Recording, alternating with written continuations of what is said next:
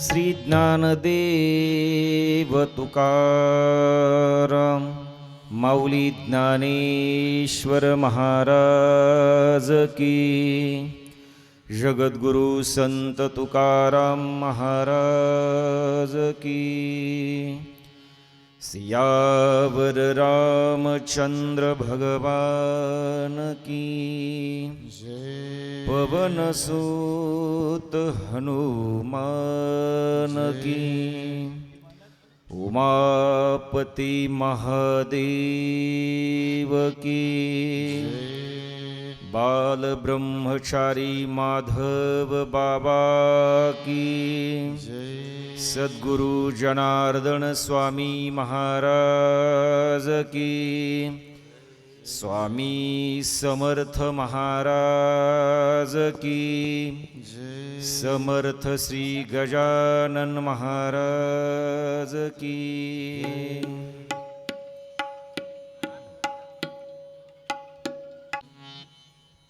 महायोग पीठे तटे भीमरथ्यं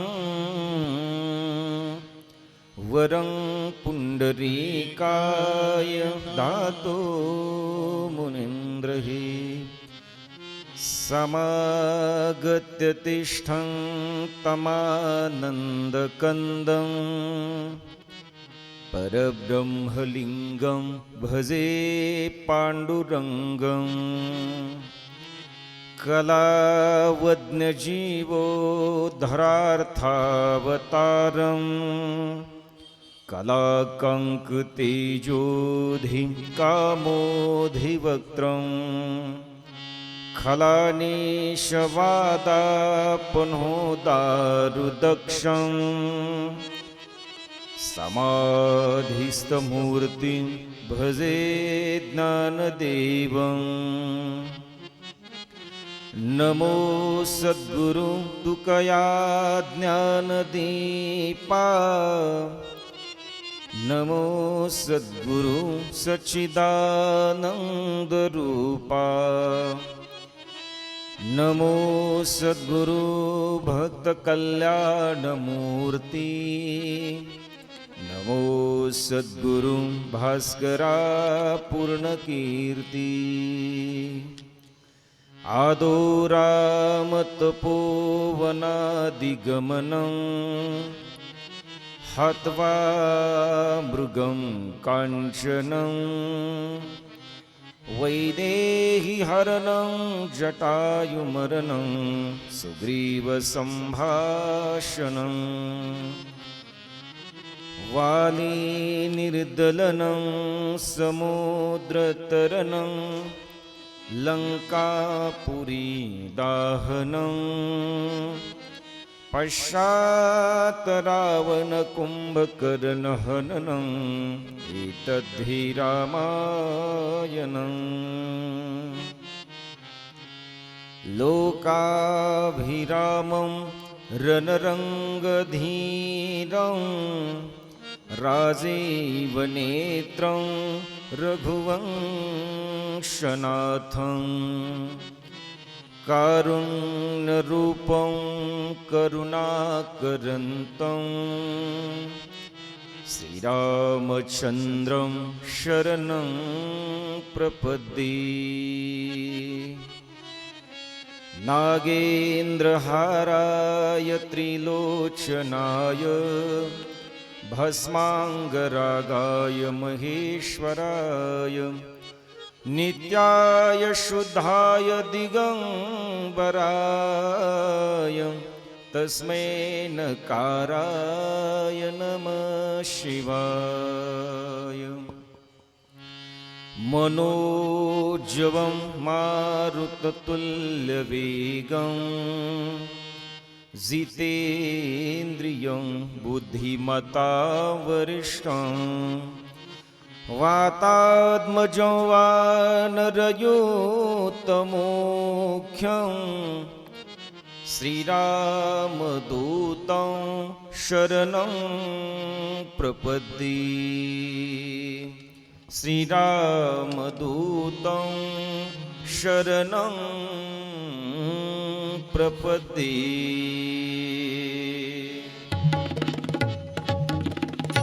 एक तारी एक आवाज. सगळ्यांनी नमः शिवाय मोठ्या प्रेमाने भजन करायचं. नमः शिवाय हर हर भोले नमः शिवाय नमः शिवाय ओम नमः शिवाय हर हर भोले नमः शिवाय ओम नमः शिवाय ओम नमः शिवाय हर हर भोले नमः शिवाय ओम नमः शिवाय ओम नमः शिवाय हर हर भोले नमः शिवाय नमः शिवाय नमः शिवाय हर हर भोले नमः शिवाय नमः शिवाय ओम नमः शिवाय हर हर भोले नमः शिवाय नमः शिवाय ओम नमः शिवाय हर हर भोले नमः शिवाय नमः शिवाय ओम नमः शिवाय हर हर भोले नमः शिवाय जटाधराय शिव जटाधराय हर हर भोले नमः शिवाय जटाधराय ओम जटाधराय हर हर भोले नमः शिवाय ओम नमः शिवाय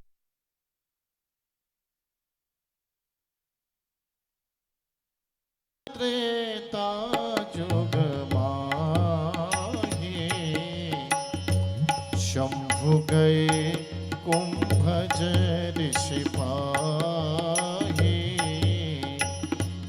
एक बार त्रेता जुग माहे शंभु गए कुंभज ऋषि पाहे एक बार त्रेता जुग माहे शंभु गए कुंभज ऋषि पाहे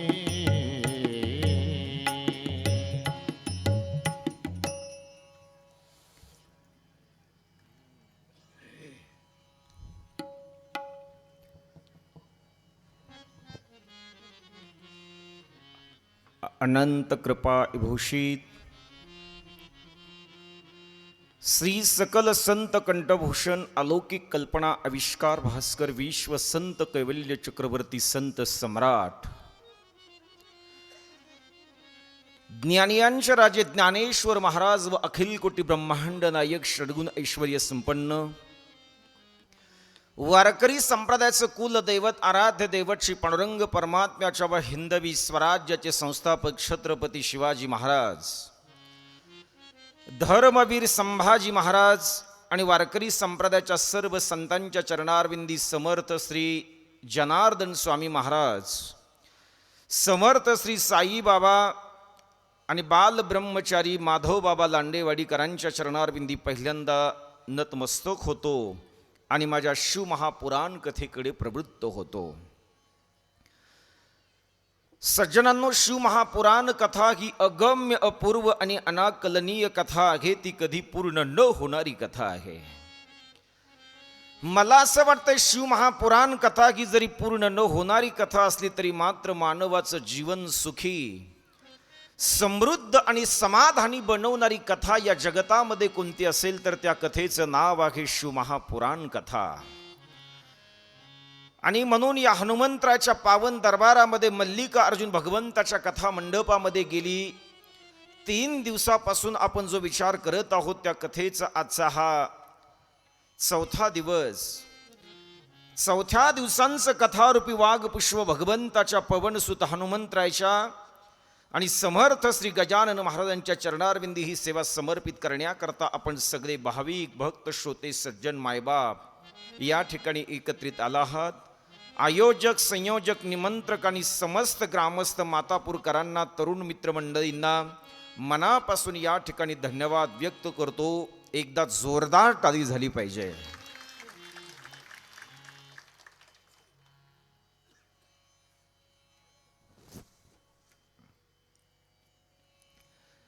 संत माधव बाबा वारकरी सेवा संघ व जनार्दन स्वामी आश्रम व समस्त भजनी मंडळ मातापूर आयोजित बाल ब्रह्मचारी गुरुवर्य माधव बाबा लांडीवाडीकर स्मृती मंदिर व मल्लिकार्जुन महादेव मंदिर वर्धापन दिन तथा महाशिवरात्री उत्सव सोहळा आणि या सोहळ्यानिमित्त श्री साई सच्चरित्र पारायण आणि शिवमहापुराण कथेचं आयोजन तुम्ही सगळ्यांनी मिळून एकत्र अर्थातच केलंय. म्हणून पुन्हा एकदा तुम्हा सगळ्यांना मनापासून धन्यवाद व्यक्त करतो आणि माझ्या शिवमहापुराण कथेकडे सज्जनांनो प्रवृत्त होतो. कथेचा विचार करत असताना मला असा विचार या ठिकाणी करावा लागेल. मी माझ्या सगळ्या माता भगिनींना या ठिकाणी पहिल्यांदा माझी एक अशी विनंती करणार आहे, ज्या वेळेला तुमच्या उदरी एखादा मुलगा जन्माला येईल किंवा मुलगी जन्माला येईल ना, त्यावेळेला त्या मुलीला महादेवाच्या भक्तीचा अर्थात त्या ठिकाणी भक्तीची एक सूत्र दोरी तिच्या हातामध्ये द्या. मी का विनंती करतो की तुम्हाला, कारण एखाद्या वेळेला बालपणामध्ये जर त्याला जर तुम्ही भक्तीचा अर्थातच महादेवाची जर सेवा त्याच्या हातामध्ये जर दिली तर मरेपर्यंत तो तुमची सेवा करेल यामध्ये साशंकता नाही. पण ज्या व्यक्तीने आपल्या अर्थातच बालपणामध्ये आपल्या रक्तामध्ये महादेवाची सेवा उतरवली ना दादा, मला असं वाटतं त्याचं तारुण्य चांगलं गेल्याशिवाय राहत नाही. ज्याचं बालपण चांगलं जातंय विवेक दादा, मला असं वाटतंय त्याचं तारुण्य चांगलं गेल्याशिवाय राहत नाही. आणि ज्याचं तारुण्य चांगलं जातंय ना, मग मला असं वाटतंय त्याला म्हातारपणामध्ये वृद्धाश्रमात जाण्याची वेळ त्याच्यावरती येणार नाही किंवा गोठ्यामध्ये राहण्याची वेळ त्याच्यावरती येणार नाही. म्हणून माझ्या समोर बसलेल्या सगळ्या भाविक भक्तांना मला विनंती करायची की तुमच्या मुलाचं बालपण तुम्ही जाज्वल्य ठेवलं पाहिजे. तुमच्या मुलावरती बालपणामध्ये ज्ञानेश्वरीच्या आणि शिवमहापुराण कथेचे तुम्ही या ठिकाणी संस्कार केले पाहिजेत. नक्कीच त्याचं बालपण जर आदर्श असेल ना, तर त्या शिवभक्तीने त्याचं तारुण्य सुद्धा चांगलं गेल्याशिवाय राहणार नाही. आणि तारुण्य जर चांगलं गेलं तर म्हातारपण सुद्धा चांगलं गेल्याशिवाय राहणार नाही. पण याच्या विरुद्ध मला बोलू द्या. एखाद्या वेळेला जर तुम्ही तुमच्या लहानपणा अर्थात लहान बालकाला जर शिवभक्ती जर तुम्ही नाही दिली, त्याला प्रेरित जर नाही केलं, तर एखाद्या वेळेला त्याचं बालपण बिघडण्याची शक्यता आहे.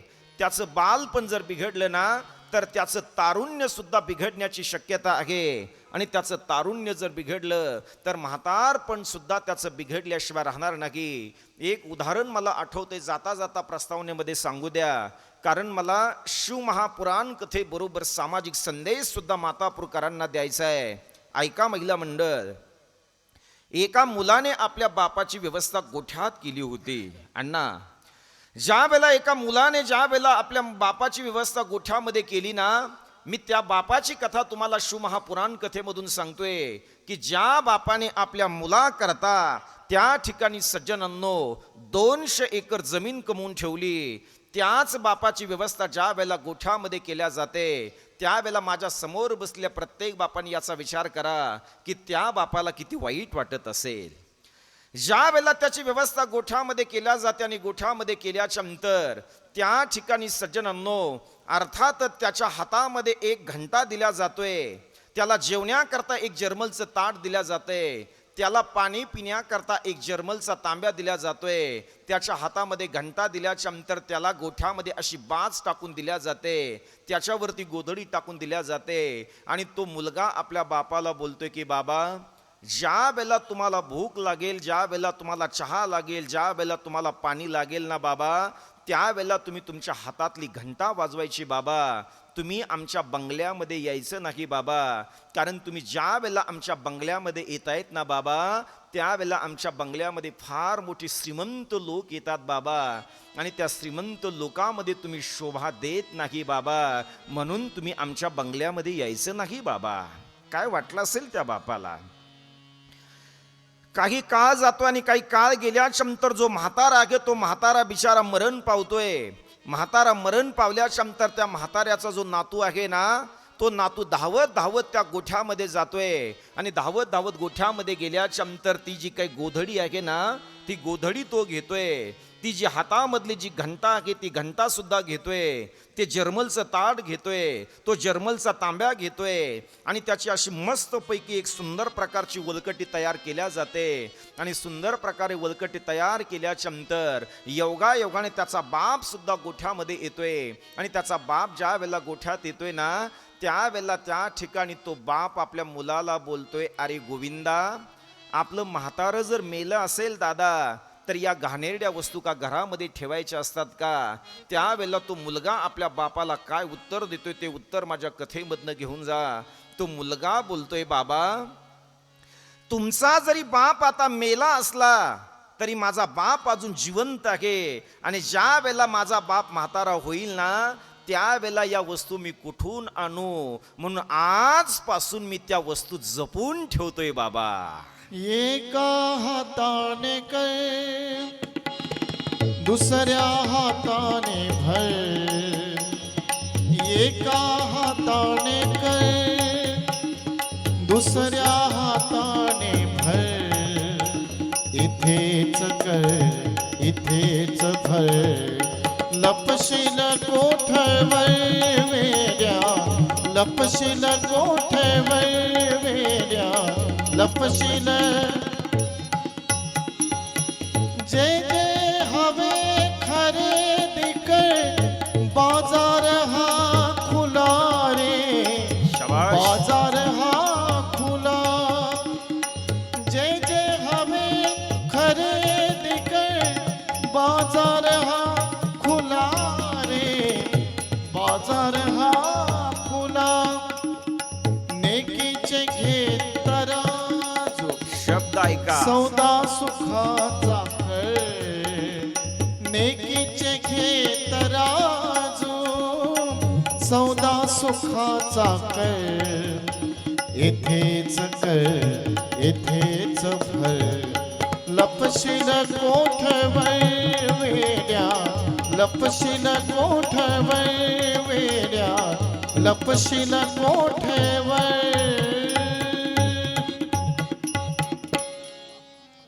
बरोबर बोललोय ना मी हे सगळं? वा, आई साहेब तुमचा गाथाच पाठ दिसतोय. उद्या भेट घ्यायला जावं लागते दादा यांच्या. या महाराज, या या या. बसा. एकदा आपल्या गावचं वैभव श्री हरिभक्ती परायण उंडे महाराज यांच्यासाठी जोरदार टाळी वाजवा. रोज कथेमध्ये, अहो माझ्याच गावात जर कथा असती तर मला सुद्धा त्या ठिकाणी जाण्याकरता वेळ भेटेल का न भेटेल हे सांगता येत नाही. पण महाराज गेली 7 दिवसाचा वेळ त्यांनी अर्थातच या ठिकाणी काढलाय.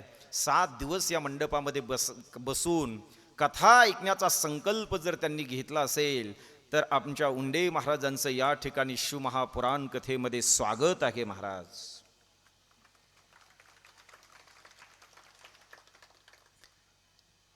बालपणामध्ये आपल्या मुलाच्या हातामध्ये अर्थातच शिवभक्ती द्या. त्याला सांगा, अरे दादा, हा एक तांब्या पाणी घे, माझ्या महादेवाला पाणी समर्पण करण्याकरता जा.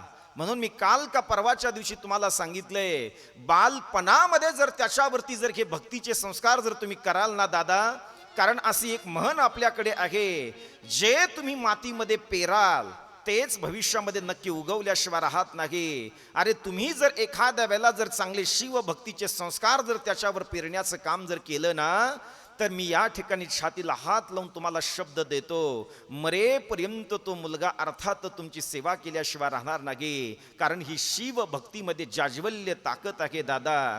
या सगळ्या गोष्टींचा विचार करत असताना एक आपल्या सनातन वैदिक हिंदू धर्मामध्ये शिवभक्तींच्या प्रती अशी एक कथा आलेली आहे. ऐका, मी तुम्हाला सांगतोय. आपल्याला शिव पार्वती विवाह सोहळ्याची कथा पाहिजे आहे, पण त्याच्या अगोदर हा सिद्धांत तुमच्यापर्यंत पोहोचतं होणं हे सुद्धा अत्यंत महत्त्वाचं आहे. सोरटी सोमनाथाचं मंदिर जर तुम्ही पाहिलं असेल, मी 12 ज्योतिर्लिंगाची कथा सांगणार, त्यावेळेला या सगळ्या गोष्टी तुम्हाला सांगणार आहे. पण मला स्पर्श करून पुढे जायचंय. सोरटी सोमनाथाच्या मंदिरामध्ये एक साधवी होती. त्या साधवीचं नाव आहे वेण्णी. ती वेण्णी बिचारी काय करायची, रोज महादेवाच्या अर्थात सोरटी सोमनाथाच्या मंदिरामध्ये जायची आणि सोरटी सोमनाथाच्या मंदिरामध्ये जाऊन ती रोज फुलं फळं आणि माझ्या महादेवाला पाणी समर्पण करायची. वेण्णी दिसायला इतकी सुंदर होती, वेण्णी दिसायला इतकी सुंदर होती. त्या वेण्णीने जर नुसतं पान खाल्लं तर तिच्या गळ्यामध्ये पान दिसायचं, एवढी सौंदर्य संपन्न ती वेण्णी होती. पण ती वेण्णी असा विचार करायची की माझं सौंदर्य महत्वाचं नाही, पण माझ्या महादेवाप्रती असणारं माझं समर्पण अत्यंत महत्वाचं आहे. म्हणून ती वेण्णी रोज उठायची, रोज उठून सुंदर प्रकारे पार्थिव शिवलिंग तयार करायची. त्या शिवलिंगाची मनोभावे ती पूजा त्या ठिकाणी करायची. आणि हे सगळं करत असताना रोज सोरटी सोमनाथ भगवंताच्या मंदिरामध्ये जाऊन माझ्या सोरटी सोमनाथ भगवंताला सुद्धा ती पाणी समर्पण करायची. ज्या वेळेला हे वेण्णीचं सौंदर्य अर्थात त्या ठिकाणी सज्जनांनो मोहम्मद गझनीच्या कानावरती गेलं. ऐका, मोहम्मद गझनीच्या कानावरती ज्या वेळेला अर्थात ते त्या ठिकाणी सज्जनांनो ते सौंदर्य त्याच्या कानावरती गेलंय, त्यावेळेला त्या काळामध्ये सोरटी सोमनाथाचं मंदिर त्याला फोडायचं होतं आणि वेण्णीचं सौंदर्य सुद्धा त्याला लुटायचं होतं. पण काहीतरी त्याला अडचण आली. मग त्याने निर्णय आपला अगोदर असा बदलला. त्याने असा विचार केला की मला अगोदर वेण्णीला माझ्याकडे आणावं लागेल. फार मोठी ती सौंदर्य संपन्न आहे, अर्थात तिच्या सौंदर्यावरती तो त्या सौंदर्याचा त्याला मोह आवरला नाही. त्यावेळेला त्याने काय केलंय, आपल्या काही मुघलांना त्या ठिकाणी पाठवलंय. आणि मुघलांना पाठवल्याच्या नंतर अशा वेळेमध्ये पाठवल्या जाते की बिचारी वेण्णी सकाळी लवकर उठायची, स्नान संध्या करायची. स्नान संध्या करून ती त्या ठिकाणी हातामध्ये तांब्याचा पाणी घ्यायची, ती त्या ठिकाणी फुलं घ्यायची आणि माझ्या सोरटी सोमनाथ भगवंताच्या मंदिरामध्ये जायची. सोरटी सोमनाथ भगवंताच्या मंदिरामध्ये ज्या वेळेला ती जायची ना, त्यावेळेला नेमकं सकाळी सकाळी तिला पकडण्याकरता ते सगळे मुघल त्या मंदिराच्या बाहेर येत आहेत, वेषांतर करून येत आहेत. आणि वेषांतर करून आल्याच्या नंतर वेण्णी मात्र माझ्या महादेवाच्या भक्तीमध्ये रममान आहे. वेण्णी आतमध्ये जाते, आतमध्ये जाऊन माझ्या सोरटी सोमनाथ भगवंताची पूजा करते. ते लोक आता दबा धरून बसलेले आहे की बाहेर मंदिराच्या अलिकीला उचलायचं, घोड्यावरती टाकायचं आणि निघून जायचं. हा विचार ज्या वेळेला त्यांच्या मनामध्ये येतोय, त्यावेळेला वेण्णी बिचारी माझ्या महादेवाचं भजन करते. ओम नमः शिवाय, ओम नमः शिवाय असं भजन तिचं चालू आहे.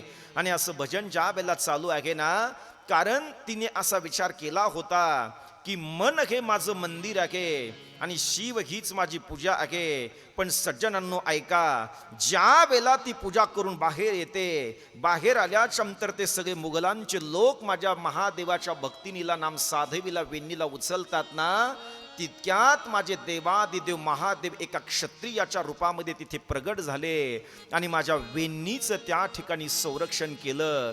हे मी तुम्हाला का सांगतोय, जो महादेवाला समर्पित होतो, जो देवादिदेव महादेवाची मनापासून पूजा करतो ना दादा, त्याच्या संरक्षणाची जबाबदारी जर कोण घेत असेल तर तो माझा महादेव घेतोय. सत्य है ईश्वर, शिव ही सुंदर, सुंदर ये संसार है. तीनों लोक है तुझ में तेरी, माया अपरंपार है.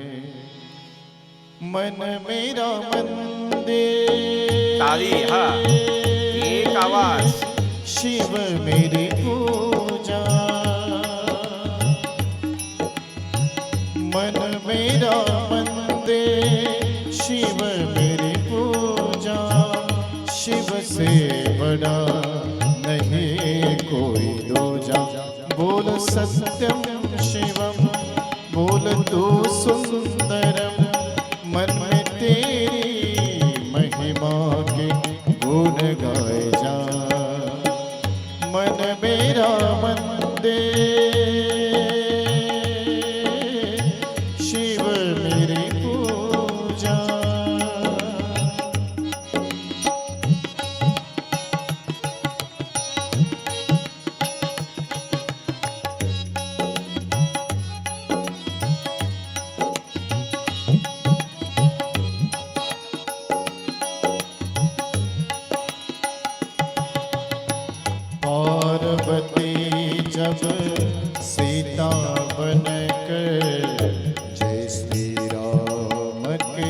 सन्मुख आए। जय हो। पार्वती जब सीता बन गए, जय श्री राम के सन्मुख आए। राम ने उनको माता कहकर शिव शंकर की महिमा गाई। शिव भक्ति में सब कुछ है डूबा, शिव से बढ़ा नहीं कोई दूजा। बोल सत्यम शिवम, बोल तू सुंदरम, मन मेरे शिव की महिमा के गुण गाए जा। शिव मेरा मंदिर, शिव मेरी पूजा।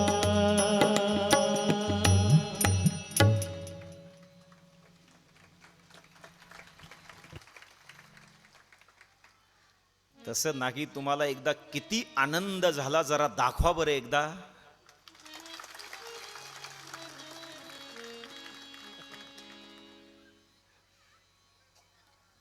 शिव पार्वती विवाह सोहळ्यांची कथा या पावन मंडपामध्ये आपल्याला पाहिजे आहे सज्जनांनो. एकदा माझ्या भगवान शंकराला, अर्थात त्या ठिकाणी सज्जनांनो, कथा ऐकण्याची इच्छा होते. आणि शिवजीला ज्या वेळेला कथा ऐकण्याची इच्छा होते ना, त्यावेळेला शिवजी त्या ठिकाणी सतीला आपल्या समवेत घेत आहेत. आणि सतीला आपल्या समवेत घेऊन ते माझ्या अर्थातच भगवंताची कथा ऐकण्याच्या निमित्ताने अगस्ती मुनीच्या आश्रमामध्ये जात आहेत. गोस्वामी तुलसीदास महाराज त्याचं वर्णन आपल्या समोर ठेवतायत. संग सती जग जननी भवानी, तुझे ऋषि अखिलेश्वर जाने। एक बार त्रेता जुग माही, एक बार त्रेता जुग माही। शंभु गए कुंभजरी सिपाही, संग सती जग जननी भवानी, संग सती जग जननी भवानी। शिवजीला ज्या वेळेला कथा ऐकण्याची इच्छा होते त्यावेळेला ते स्वतः अर्थात आपल्या सतीला समवेत घेत आहेत. अगस्त्य मुनीच्या आश्रमामध्ये ते त्या ठिकाणी कथा ऐकण्याच्या निमित्ताने जात आहेत. म्हणून मी पहिल्या का दुसऱ्या दिवशी तुम्हा सगळ्यांना बोललो होतो की तुम्ही जर या ठिकाणी भगवान शंकराची कथा ऐकण्याकरता जर येत असाल तर तुम्ही एकट्याने यायचे नाही, तर ती कथा तुम्ही जोडीने ऐकली पाहिजे. किती जण जोडीने आले जरा हात वर करा, पाहू द्या बरं तुमचे चेहरे मला. आप्पा जोडीने येत ना. म्हणून तर मी त्या दिवशी बोललो होतो, सती जर कथेला येत असेल तर सतीने सत्याला घेऊन बरोबर कथेमध्ये. कारण मी का सांगतो हे माझ्या डोक्यातलं तुम्हाला सांगत नाही. भोले बाबा ज्या वेळेला कथा ऐकण्याच्या निमित्ताने जात आहेत त्यावेळेला सोबत आपल्या सौभाग्यवतीला घेऊन ते जात आहेत. बरं, प्रश्न असा निर्माण होतो की अगस्त्य मुनीच्या आश्रमामध्ये ते कथा श्रवण करण्याकरता का जात आहेत. अगस्त्य मुनीचा जन्म जरी एका मडक्यातून असला ना तरी समुद्रासारखी कथा प्रसवण्याची ताकद जर कुणामध्ये असेल तर ती अगस्त्य मुनीमध्ये आहे. म्हणून ते जोडीने त्या ठिकाणी कथा ऐकण्याच्या निमित्ताने जात आहेत. प्रसन्न मुद्रेने बसून ते त्या ठिकाणी दोघेही कथा श्रवण करतायत. कथा संपल्याच्या नंतर त्या ठिकाणी माझे भगवान भोले बाबा असं बोलतायत की ज्या माझ्या प्रभूची कथा मी ऐकली ना त्या प्रभूचं दर्शन मला झालं पाहिजे. योगायोगाने त्या ठिकाणी त्याच अरण्यामधून माझे राम प्रभू विरहामध्ये आहेत आणि विरहामध्ये असतानाच माझ्या राम प्रभूला त्या माझ्या भगवान भोले बाबाला त्या ठिकाणी माझ्या रामरायाचं दर्शन होतंय. विरहामध्ये असताना त्या ठिकाणी भोले बाबाला ज्या वेळेला दर्शन होतंय ना त्याचं सुद्धा वर्णन तुम्हाला या ठिकाणी ऐकावं लागेल. बिरह बिकल नर इवर घुराई, खोजत विपिन फिरत तो भाई।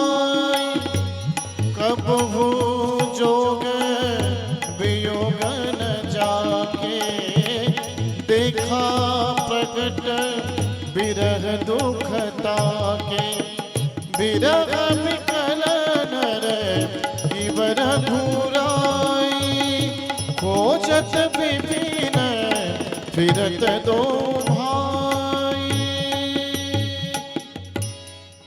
रामप्रभू ज्या वेळेला विरहामध्ये आहे त्यावेळेला माझे भगवान भोले बाबा त्या ठिकाणी जय सच्चिदानंद जग पावन म्हणून माझ्या रामाचं दर्शन घेतायत. आणि माझ्या रामाचं ज्या वेळेला दर्शन घेतल्या जाते ना, मग मात्र सतीला त्या ठिकाणी शंका निर्माण होते. सती असा विचार करते, सती आपल्या मालकाला बोलते की मालक, या जगताचं खऱ्या अर्थाने सच्चिदानंद जर कोण असेल तर तुम्ही आहात. भगवान शंकर या जगताचं सच्चिदानंद आहे. मग तुम्ही विरहामध्ये असणाऱ्या रामाला तुम्ही या ठिकाणी सच्चिदानंद कसे म्हणतायत? म्हणून एक वाक्य लक्षात ठेवा, राम प्रभू हे भगवान शंकराला म्हणतायत, तर भगवान शंकर हे माझ्या रामाला म्हणतायत. दोघेही एकमेकाचं भजन करतायत. म्हणून सज्जनांनो, जय सच्चिदानंद जग पावन म्हणून जगाचे जगनायक माझे मल्लिक अर्जुन भगवान रामप्रभूचं दर्शन त्या ठिकाणी घेतायत. आणि जय सच्चिदानंद ज्या वेळेला म्हटल्या जाते ना, त्यावेळेला मग सतीच्या मनामध्ये एक शंका निर्माण होते. सतीच्या मनामध्ये ज्या वेळेला शंका निर्माण होते, पुरुष मंडळी ज्या वेळेला तुम्ही घरामध्ये जीवन जगतायत आणि एखाद्या वेळेला जर तुम्ही सौभाग्यवतीशी बोलत असाल ना, तर कधी कधी एखाद्या प्रश्नावर तुमची अर्धांगिनी तुमच्याबद्दल संशय व्यक्त करते. आप्पा अनुभव आहे ना? नवनाथ दादा तुमचा काय अनुभव आहे? आता तुमची जोडीच कथेला येत नाहीत. आज आल्यात का? अजून आलेच नाही, पोहोचल्या नाहीत त्या. आता ते राहायला श्रीरामपूरला आहेत, पण गावाची प्रामाणिकपणे सेवा करतायत. म्हणून एकदा जोरदार टाळी झाली पाहिजे. जय सच्चिदानंद जग पावन म्हणून सज्जनांनो दर्शन घेतल्या जाते. आणि दर्शन घेतल्याच्या नंतर सतीला शंका निर्माण होते. आणि सती त्या ठिकाणी शंका निर्माण झाल्याच्या नंतर माझे भोले बाबा माझे भगवान शंकर सतीला जवळ बोलवत आहेत. आणि सतीला जवळ बोलवल्याच्या नंतर सतीला सांगितल्या जाते, अगं सती, तुला जर माझ्या देवाबद्दल जर संशय जर तुझ्या मनामध्ये असेल ना सती, तर तू माझ्या देवाची परीक्षा घेण्याकरता त्या ठिकाणी जाऊ शकते सती. जो तुम्हारे मन अति संदेह हो, तो किन जाई परीक्षा देहु. तब लगी बैठ अहम बट छाई, जब लगे तुम यह मोहि पाहे. जो तुम्हारे मन अति संदेह हो, तो किन जाई परीक्षा देहु. सती ज्या वेळेला माझ्या देवाची परीक्षा घेण्याकरता जाते, महिला मंडळ नीट ऐका. आणि सती परीक्षा घेण्याकरता ज्या वेळेला जाते ना, त्यावेळेला सती अशा पद्धतीची परीक्षा घेते, जे माझे रामप्रभू विरहामध्ये आहेत, माझ्या जानकी मातेचा शोध जे लावतायत ना, त्यावेळेला माझे भगवान भोले बाबा अर्थात सतीला सांगतायत, अगं ते खरंच माझं सच्चिदानंद आहे, तू माझ्यावरती विश्वास ठेव. पण ती विश्वास ठेवायला तयार नाही. शेवटी नाविलाज होतो. मग मात्र माझे भोले बाबा सांगतायत, ठीक आहे, तुला जर त्यांची परीक्षा घेण्याकरता जायचं असेल ना, तर तू जाऊ शकते. मग ती सती काय करते, रामप्रभूची परीक्षा घ्यायची म्हणून ती त्या ठिकाणी जानकी मातेचं रूप धारण करते. जानकी मातेचं रूप धारण केल्यानंतर सज्जनांनो ती त्या मार्गामध्ये जाऊन उभा राहते की ज्या मार्गाने लक्ष्मणजी आणि माझे रामप्रभू त्या मार्गाने येत आहेत. त्या मार्गामध्ये जाऊन उभा राहिल्याच्या नंतर अगोदर त्या ठिकाणी लक्ष जाते, ते लक्ष्मणाचं लक्ष जाते. आणि लक्ष्मणाचं लक्ष गेल्याच्या नंतर माझे लक्ष्मणजी तिथेच ओळखतायत, ही जरी जानकी दिसत असली तरी ही जानकी नाही, तर ही सती आहे. मग लक्ष्मण जिथे ओळखतो तिथे माझ्या देवाला समजणार नाही का? माझे देव सुद्धा ओळखतायत, जवळ येत आहेत. आणि जवळ आल्याच्या नंतर त्या ठिकाणी माझ्या सती मातेला बोलतायत की मा, एवढं मोठं अरण्य आहे, आणि एवढं मोठं अरण्य जर असेल तर एवढ्या मोठ्या अरण्यामध्ये तुम्ही एकट्याच का फिरतायत? माझे भोले बाबा कुठे आहेत? जोरी पानी प्रभु किन्ह प्रणाम, पिता समेत लिन निज नाम. कहु बहोरी कहु केतु, विपिन अकेली फिरहि के तू. जोरी पानी प्रभु किन्ह प्रणाम, पिता समेत लिन निज नाम. सज्जनांनो, सती त्या ठिकाणी लज्जित होते, सती देवाची परीक्षा घेते. म्हणून माझ्या सगळ्या मातापूरकरांना मला एक संदेश आजच्या कथेबद्दल द्यायचा आहे. ऐका, पाठीमागची मंडळी थोडस कान उघडं ठेवून ऐका. तारो के तेज में चांद छुपे नहीं, सूर्य छुपे नहीं बादल छायो, रीड पडे राजपुत छुपे नहीं, दाता छुपे नहीं मांगना आयो. मला असं वाटतंय, आकाशामध्ये किती जरी मेघ दाटून आला ना, तरी त्या मेघाने सूर्याची परीक्षा घेण्याचा प्रयत्न कधी करायचा नाही. आकाशामध्ये किती जरी चांदण्या असल्या ना, तरी आकाशातल्या चांदण्याने चंद्राची परीक्षा घेण्याचा प्रयत्न कधी करायचा नाही. एखादा क्षत्रिय जर हिंदू धर्मासाठी जर रणांगणामध्ये जर लढत असेल, तर त्या क्षत्रियाची परीक्षा घेण्याचा प्रयत्न कधी करायचा नाही. सज्जनांनो, तसं एखादा भक्त जर असेल ना, तर त्या भक्ताने देवाची परीक्षा घेण्याचा प्रयत्न कधी करायचा नाही. या ठिकाणी योगायोगाने सती देवाची परीक्षा घेते आणि देवाची परीक्षा घेत असताना माझ्या महादेवाला मात्र ते आवडलं नाही. आणि माझे महादेवजी ज्या वेळेला कैलास पर्वतावरती जात आहेत, कैलास पर्वतावरती गेल्याच्या नंतर एका विशाल वटवृक्षाखाली एक सुंदर प्रकारची कुटिया तयार आहे. गज चर्म त्या ठिकाणी अंथरलेलं आहे, व्याघ्र चर्म त्यांनी आपल्या अंगावरती परिधान केलेलं आहे, कपाळाला भस्म लावलेलं आहे, गळ्यामध्ये वासुकी नाग आहे, अर्थातच माथ्यावरती चंद्र आहे, डोक्यामधनं गंगा माता वाहते. अशा पवित्र ध्यान मुद्र अवस्थेमध्ये ज्या वेळेला माझे भोले बाबा बसतायत ना, माझे भोले बाबा बसत असताना ते त्या ठिकाणी कैलासावरती ज्या वेळेला जातायत ना विवेक महाराज, त्यावेळेला भक्ती पंथाला दृढ करणारी प्रतिज्ञा त्यांनी केली. कारण आजपर्यंत या जगामध्ये भक्ती पंथाला दृढ करणारी प्रतिज्ञा कुणी केली नाही. पण भक्ती पंथाला दृढ करणारी प्रतिज्ञा जर या विश्वामध्ये जर कुणी केली असेल, तर त्या देवाचं नाव आहे देवाधिदेव महादेव. अस विचारी शंकर मती धीरा,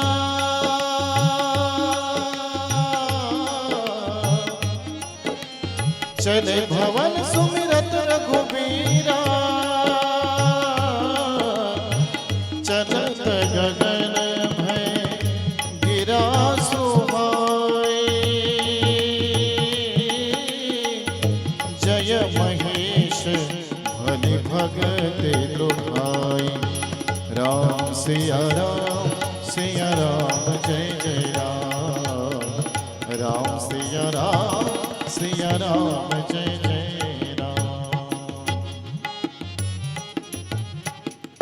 भक्ती पंथाला दृढ करणारी प्रतिज्ञा केली पाहिजे ना दादा.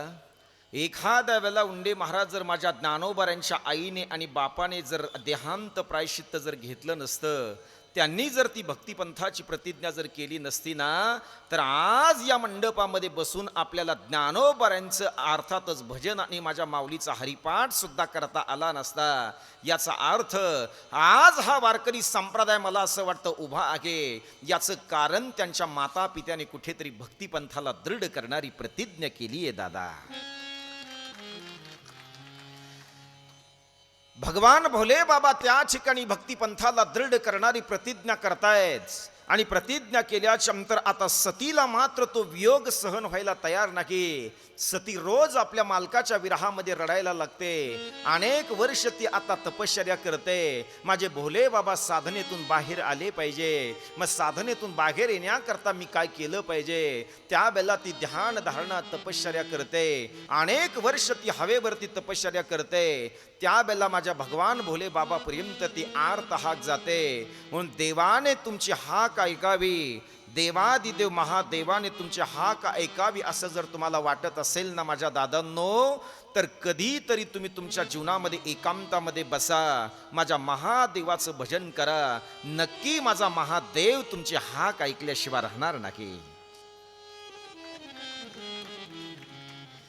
सती मात्र त्या ठिकाणी ध्यानमग्न अवस्थेमध्ये माझ्या महादेवाची अर्थात त्या ठिकाणी आराधना करते. आणि त्याच आराधनेचा अर्थातच सज्जनांनो उपयोग असा होतो की त्या कैलास पर्वतामधून जो डमरू आहे ना, डमरू त्या डमरूचा आवाज बाहेर येतोय आणि डमरूचा बाहेर ज्या वेळेला आवाज येतोय ना त्या वेळेला माझे भगवान शंकर अर्थात त्या ठिकाणी कैलासावरती नाचायला सुरुवात करतायत. जटाटविकलज्वलं प्रवाह पावितस्थले गले विलम्बिता भुजङ्गतुण्डमालिका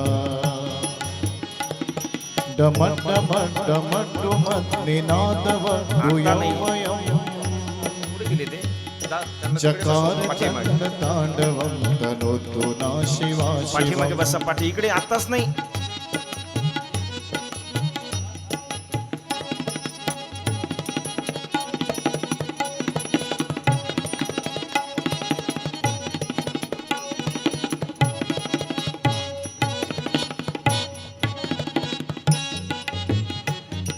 जटाकटाह संभ्रमण भ्रमण निलिंप निर्झरे विलोल विचिवल्लरे विराजमान मूर्धने धगत धगत धगज्वलं ललाटपट पावके किशोर चंद्रशेखर टाळी इकडे लक्ष द्या. हा. जटाटविकलज्वलं प्रवाह पावितस्थले गलविलम्बिता भुजङ्गतुण्डमालिका भुजङ्गतुण्डमालिका भुजङ्गतुण्डमालिका.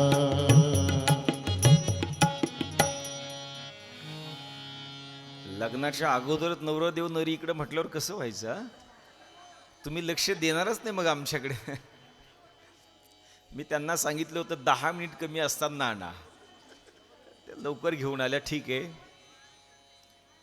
फक्त बोलू नका म्हणा पाठीमागे आता. आणि ज्या वेळेला आवाज देऊ त्यावेळेला या. काय चाललं होतं महिला मंडळ आपलं? शिवमहापुराण. महाराज तुम्ही तुमचं कथा पाहून घ्या. माझे भगवान भोले बाबा सज्जनांनो त्या ठिकाणी नाचायला लागतायत. अर्थात ते त्यांच्या साधनेमधून बाहेर येत आहेत. आणि त्यांच्या साधनेमधून ज्या वेळेला ते बाहेर येत आहेत ना, साधनेमधून बाहेर आल्याच्या नंतर त्या ठिकाणी सती मातेला आता जवळ घेत आहेत. सती मातेचं सांत्वन केल्या जातंय. आणि सती मातेचं सांत्वन केल्याच्या नंतर आणखी सतीची करमणूक व्हावी याकरता कैलास पर्वतावरती तिला कथा सांगायला माझे भगवान भोले बाबा सुरुवात करतायत. पण आता वाक्य नीट ऐका महिला मंडळ. आतापर्यंत सती मातेने अर्थात त्या ठिकाणी बाजूला बसण्याचा अधिकार आता तिने घालवलेला आहे. कारण घरामध्ये जर तुमच्या एखाद्या वेळेला सत्यनारायणाची पूजा असेल किंवा एखादा काही पूजा असेल तर तुम्ही तुमच्या मालकाच्या बाजूला बसता का समोर बसता? बाजूला बसता ना तुम्ही. मला असं वाटतंय पण सतीने त्या ठिकाणी तो बाजूला बसण्याचा सन्मान आता घालवला जातोय. म्हणून सतीला आता समोर त्या ठिकाणी वक्ता म्हणून बसवल्या जाते. आणि सतीला ज्या वेळेला वक्ता म्हणून बसवल्या श्रोता म्हणून ज्या वेळेला बसवल्या जाते, वक्त्याच्या रूपामध्ये माझे महादेव आहेत. सतीची करमणूक व्हावी याकरता त्या ठिकाणी तिला आता कथा सांगायला सुरुवात करतायत. पण कथेची ज्या वेळेला सुरुवात होते ना त्यावेळेला आकाश मार्गातून काही विमानं जातात. आकाश मार्गातून ज्या वेळेला विमानं जात आहेत आणि आकाश मार्गातून विमानं जात असताना सती अर्थात त्या विमानामध्ये काही देव लोक आहेत.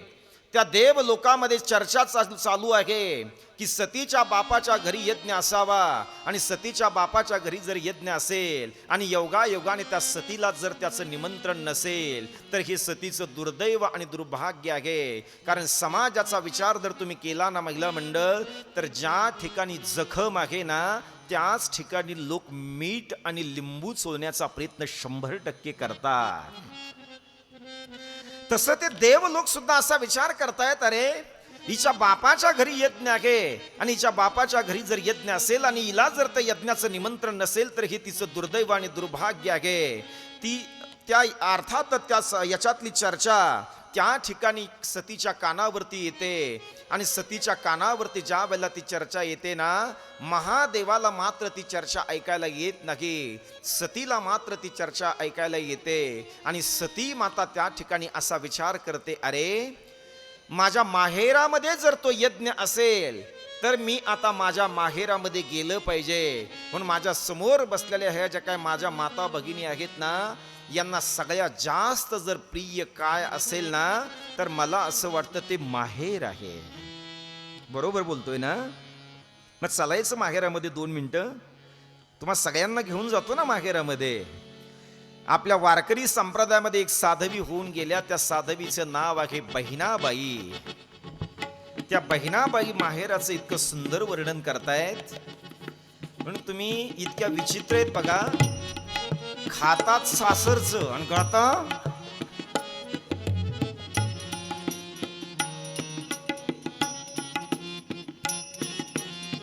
चला जाऊ माहेरामध्ये. आज माहेराले जाण झाले झाले हो पाट. आली आली डोया पुढे माझ्या माहेराची वाट.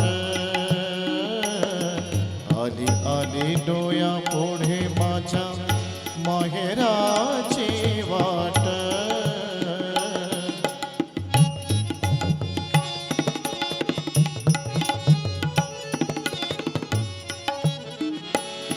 माझ्या माहेराच्या वाटे जरी लागणार ठेचा. वाटेवरच्या दगडा तुले फुटली रे वाचा. आज माहेराले जाण झाली शाबाश. झाली हो पाट. आली आली डोया पुढे माझ्या माहेराची वाट. आली आली डोया पुढे माझ्या माहेराची वाट.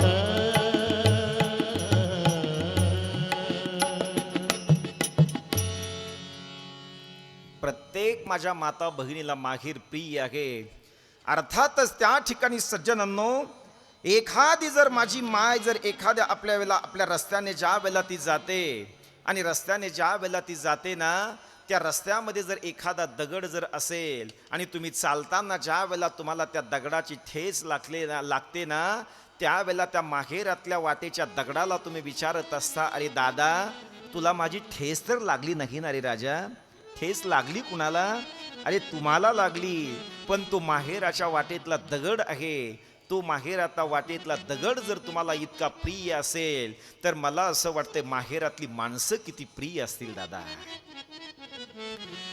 एखादा जर माझ्या अर्थातच बहिणीच्या बापाची जर गरिबी असेल, तर ती बहीण बिचारी सासरमधून माहेरला जाते. माहेरला गेल्याच्यानंतर ती स्वतः श्रीरामपूरच्या बाजारला जाते. श्रीरामपूरच्या बाजारला गेल्याच्यानंतर 2000चं पातं ती स्वतःच्या पैशाने विकत घेते. आणि माहेरमधून ज्या वेळेला ती सासरला जाते ना, त्यावेळेला त्या सासरच्या लोकांना ती बोलत असते, अहो बघा बघा, माझ्या बापाची आणि माझ्या भावाची इतकी गरिबी आहे, पण माझ्या बापाने आणि माझ्या भावाने मला 2000चं पातं विकत घेतलंय. कुणी? तुम्हीच घेतलंय. पण नाव कुणाचं करताय तुम्ही? माहेर अत्यंत प्रिय आहे. त्याच पद्धतीने सती माता असा विचार करते, माझ्या भोले बाबाला बोलते. माझ्या भोले बाबाला बोलत असताना ती बोलते की बाबा, प्रभू माझ्या बापाच्या घरी जर यज्ञ असेल तर मी त्या ठिकाणी गेलं पाहिजे. मला त्या ठिकाणी जाण्याकरता तुम्ही परवानगी द्या. जाण्याकरता परवानगी द्या म्हटल्याच्या नंतर माझे भगवान शंकर बोलतायत, अगं सती, तुझ्या बापाच्या जरी घरी तो यज्ञ असेल, तरी तुझ्या बापाच्या घरी जरी तो यज्ञ असेल ना, तरी त्या यज्ञाचं निमंत्रण आपल्याला नाही ग सती. आणि त्या यज्ञाचं निमंत्रण जर आपल्याला नसेल तर बिना निमंत्रणाचं माणसाने कधी जायचं नाही. म्हणून महिला मंडळ आणि पुरुष मंडळ तुम्हा सगळ्यांना एक सिद्धांत माझ्या शिवमहापुराण कथेचा सांगून ठेवतो.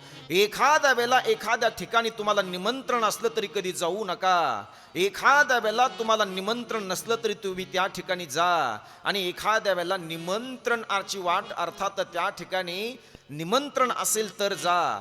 जगातलं दुसरं ठिकाण असं आहे की निमंत्रण दिलं तरी जाऊ नका. पण या जगातलं एक ठिकाण असं आहे की तिथे तुम्हाला निमंत्रण नसलं तरी तुम्ही त्या ठिकाणी गेलं पाहिजे. त्या ठिकाणाचं नाव आहे शिव महापुराण कथा. निमंत्रण नसलं तरी जा, पण एखादा उमेदवार जर निवडून आला असेल आणि त्याने जर धाब्यावर जर पार्टी ठेवली असेल ना, तर त्या पार्टीला कधी जायचं? अरे एकदा फुकटची प्याल दादा, पण नंतर नंतर तुम्ही स्वतःच्या खिशातली अर्थात पैसे घालून प्याल आणि हळूहळू जर ते तुमच्या रक्तामध्ये जर भिनलं तर मग सगळी प्रॉपर्टी सुद्धा तुम्ही घालायला मागे पुढे पाहणार नाही. म्हणून हात जोडून विनंती करतो, एखाद्या वेळेला तुम्हाला निमंत्रण असलं तरी त्या ठिकाणी जाऊ नका. पण आपल्या मातापूरच्या अर्थात मातापूरच्या मातीमध्ये हनुमंतराच्या पावन दरबारामध्ये जर शिवमहापुराण कथा चालू असेल ना, तर तुम्ही त्या ठिकाणी कुणाच्याही निमंत्रणाची वाट पाहू नका दादा. काय गरज आहे निमंत्रणाची? सतीला त्या ठिकाणी समजून सांगितलं जातं, अगं सती, तुझ्या बापाच्या घरी जरी तो यज्ञ असेल तरी त्या ठिकाणी आपल्याला निमंत्रण नाही. आणि शास्त्र असं सांगते की ज्या ठिकाणी तुम्हाला निमंत्रण नसेल ना, मग ते बापाचं जरी घर असलं तरी त्या घरी माणसाने कधी जायचं नाही. एक तर सिद्धांत इतका सुंदर सांगितला जातोय दादा, ऐका.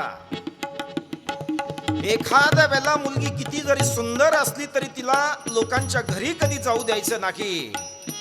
एकुलता एक मुलगा जरी असला तरी त्याला डोक्यावरती कधी घ्यायचं नाही. आणि ज्या घरामध्ये तुम्हाला निमंत्रण नाही ना, माणसाने त्या घरी कधी जायचं नाही. जिस घर पर आदर मान नहीं, उस घर पर जाना ना चाहिए. जिस घर पर आदर मान नहीं, उस घर पर जाना ना चाहिए.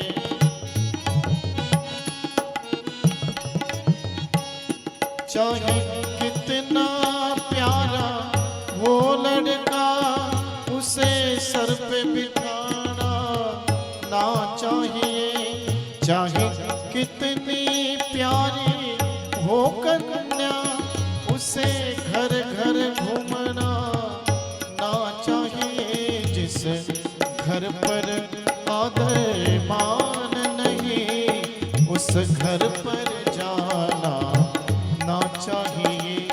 जिस घर पर आदर मान नहीं, उस घर पर जाना ना चाहिए. आणि माझे मल्लिक अर्जुन भगवान त्या ठिकाणी सतीला समजून सांगतायत, अगं सती, तुझ्या बापाच्या घरी आपल्याला निमंत्रण नाही. तुझ्या बापाने जरी तो यज्ञ ठेवला असेल ना, तरी तो यज्ञ हा आपला अपमान करण्यासाठी ठेवला जातोय. अनेक वेळा तिला समजून सांगितल्या जाते, पण सती मात्र ऐकत नाही. आणि पुरुष मंडळी, मला असं वाटतंय हा भगवान भोले बाबाचाच अनुभव आहे असं नाही, तर तुमच्या सगळ्यांच्या बसलेल्यापैकी सगळ्यांचा अनुभव तोच आहे. तुम्ही घरामध्ये समजून सांगता नाही असं नाही. या मकर संक्रांतीला जर थोडं आपली गरिबी आहे, पुढच्या मकर संक्रांतीला मी तुला काय हवं नाही ते घेऊन देईल. मग ती घरामध्ये बोलत असते, मालक, जर तुम्ही मला या मकर संक्रांतीला जर गंठण घेऊन नाही दिलं ना, तर मी आत्महत्या केल्याशिवाय राहणार. सोन्यासाठी? अरे सोन्यासारखा नवरा जिवंत असताना जर तुम्ही निर्जीव सोन्याची जर अपेक्षा करत असाल दादा, तर मला असं वाटतं की शिवमहापुराण कथा ऐकून उपयोग काय आहे. सतीला त्या ठिकाणी समजून सांगितल्या जाते, सती मात्र त्या ठिकाणी ऐकत नाही. अहो, दक्षाने जो यज्ञ ठेवलाय ना, तो यज्ञ कशा करता ठेवलाय? तुम्ही शिवमहापुराण ग्रंथ जर वाचला तर तुम्हाला ती गोष्ट लक्षामध्ये येईल. दक्ष त्या ठिकाणी ज्या वेळेला प्रजापती होतोय, प्रजापती झाल्याच्या नंतर त्याचा सन्मान ठेवल्या जातोय. सन्मान ठेवल्याच्या नंतर सगळ्या देशोदेशींच्या राजाला निमंत्रण दिल्या जाते. आणि देशोदेशींच्या राजाला ज्या वेळेला निमंत्रण दिल्या जाते ना, महिला मंडळ, त्यावेळेला त्या ठिकाणी भगवान भोले बाबा सुद्धा त्या सभेमध्ये हजर असतात. पण सगळे ज्या वेळेला खुर्च्यावरती बसलेले आहेत आणि सत्कार मूर्ती ज्या वेळेला सभा मंडपामध्ये येत आहेत, नम दक्ष ज्या वेळेला त्या सभा मंडपामध्ये येतोय, त्यावेळेला सगळ्यांचे सगळे देशोदेशींचे राजे उठून उभे राहत आहेत. पण भोले बाबाला नेमकी समाधी लागते. आणि माझ्या भगवान शंकराला ज्या वेळेला समाधी लागते ना, म्हणून ते त्या ठिकाणी उठून उभा राहू शकत नाही. दक्षाचं नेमकं योगाने तिकडे लक्ष जातंय आणि दक्ष असा विचार करतोय, अरे सगळ्या देशोदेशींच्या राजाने माझा सन्मान करावा. माझा सासरा असून जर हा माझा अपमान करत असेल तर एक दिवशी मी या माझ्या सासऱ्याचा सुद्धा अपमान केल्याशिवाय राहणार नाही. अर्थात जावयाचा सुद्धा मी जावयाचा सुद्धा मी अपमान केला, सांगत जा बर का, जावयाचा सुद्धा मी या ठिकाणी अपमान केल्याशिवाय राहणार नाही. त्यावेळेला त्या ठिकाणी सज्जनांनो एक गोष्ट लक्षात ठेवा, तुम्ही जर रस्त्याने जर निघालात, रस्त्याने निघाल्याच्या नंतर तुम्हाला किती लोकांनी रामराम केला याकडे तुमचं लक्ष जाणार नाही. पण आज आपण रस्त्याने जात असताना कुणी आपल्याला रामराम केला नाही याच्याकडे मात्र तुमचं लक्ष गेल्याशिवाय राहत. तसं सभेमध्ये किती लोक उठून उभा राहिलेत याच्याकडे त्या ठिकाणी दक्षाचं लक्ष जात नाही. पण खाली कोण बसले, माझा जावाई जर माझा अपमान करत असेल तर याचा सुद्धा मी अपमान केल्याशिवाय राहणार नाही. दक्षाच्या मनामध्ये तो राग असतो आणि मग दक्ष त्याचा बदला घेण्याकरता तो यज्ञ त्या ठिकाणी करतोय. यज्ञ करत असताना भगवान शंकर सतीला पुन्हा पुन्हा समजून सांगतायत, अगं सती, तुझ्या बापाने जरी तो यज्ञ ठेवला असला तरी तिथे आपल्याला निमंत्रण नाही, तो आपला अपमान करण्यासाठी यज्ञ आहे. सती मात्र त्या ठिकाणी ऐकायला तयार नाही. शेवटी भगवान भोले बाबाचा सुद्धा नाविलाज होतोय. 2 गण आता सती सोबत दिल्या जात आहेत आणि 2 गण ज्या वेळेला सती सोबत दिल्या जात आहेत ना, त्यावेळेला सती आपल्या माहेरामध्ये दाखल होते आणि सती ज्या वेळेला माहेरामध्ये दाखल होते ना, त्यावेळेला सगळे राजे लोक तिथे आलेले आहेत, सगळे रक्ताचे लोक त्या यज्ञाकरता आलेले आहेत. सतीच्या सगळ्या बहिणी त्या ठिकाणी आलेल्या आहेत आणि सती ज्या वेळेला तिथे जाते त्यावेळेला सती आपल्या बहिणीला बोलण्याच्या निमित्ताने जाते. पण सतीला एकही बहीण त्या ठिकाणी बोलायला तयार नाही. कारण दक्षाने सगळ्याला सांगून ठेवलं होतं, या ठिकाणी एखाद्या वेळेला माझा जावई येणार नाही, पण माझी मुलगी या ठिकाणी आल्याशिवाय राहणार नाही. आणि माझ्या मुलीचा अपमान म्हणजे खऱ्या अर्थाने तो माझ्या जावयाचा अपमान असेल. सतीचा त्या ठिकाणी वेगवेगळ्या पद्धतीने अपमान केला जातोय. सती पुन्हा पुन्हा आपल्या बहिणीला बोलण्याच्या निमित्ताने जाते, पण एकही बहीण त्या ठिकाणी बोलत नाही. म्हणून सज्जनांनो, इतू शेकडो दर्द बंद मिलते हैं, काम के आदमी चंद मिलते हैं, लेकिन जब मुसीबत का वक्त आता है तो हिंदुस्तान के सब दरवाजे बंद मिलते हैं. ज्या वेळेला तुमच्यावरती श्रीमंतीचा घाम असेल ना, त्यावेळेला तुम्हाला सहकार्य करणारे लोक या महाराष्ट्रात आणि आपल्या गावात तुम्हाला अनेक भेटतील. पण ज्या वेळेला आपल्यावरती गरिबी असेल ना, मग मात्र आपल्याला कुणी सहकार्य करणार भेटत नाही. सतीला अर्थात त्या ठिकाणी सतीचा अपमान तर केला जातोय, पण सतीचा अपमान ज्या वेळेला होतोय ना, त्यावेळेला सती त्या ठिकाणी पुन्हा पुन्हा बोलण्याचा प्रयत्न करते, पण सतीला एकही बहीण बोलत नाही, एकही पाहुणा बोलत नाही. म्हणून सज्जनांनो, अनेक वर्षापूर्वी संत कबीर महाराजांनी एक प्रमाण असं लिहून ठेवलंय, जगामध्ये जर सगळे लोक जर कशाचे सोबती असेल ना, तर ते फक्त आणि फक्त पैशाचे सोबती आहेत, हे लक्षात ठेवा. सब ये पैसों के भाई, दिल का साथी नहीं कोई. सब ये पैसों के भाई, दिल का साथी नहीं कोई.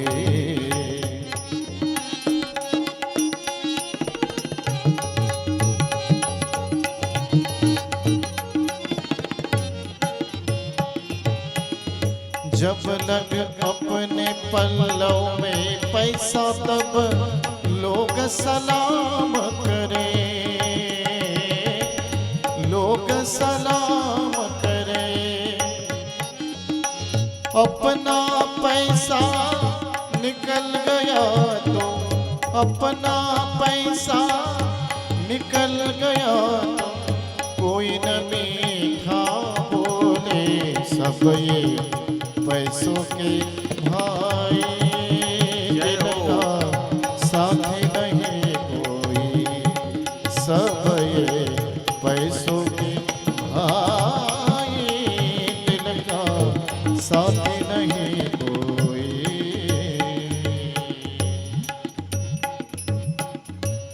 सती ज्या वेळेला आपल्या बहिणीकडे जाते, सतीला एकही बहीण बोलत नाही. आता तीच सती सज्जनो आपल्या बापाचं दर्शन घेण्याकरता आपल्या बापाच्या जवळ जाते. बापाच्या जवळ ज्या वेळेला जाते त्यावेळेला बापाचं दर्शन घेण्याकरता सती ज्या वेळेला वनवा करते त्यावेळेला दक्ष पाठीमागे सरकतायत.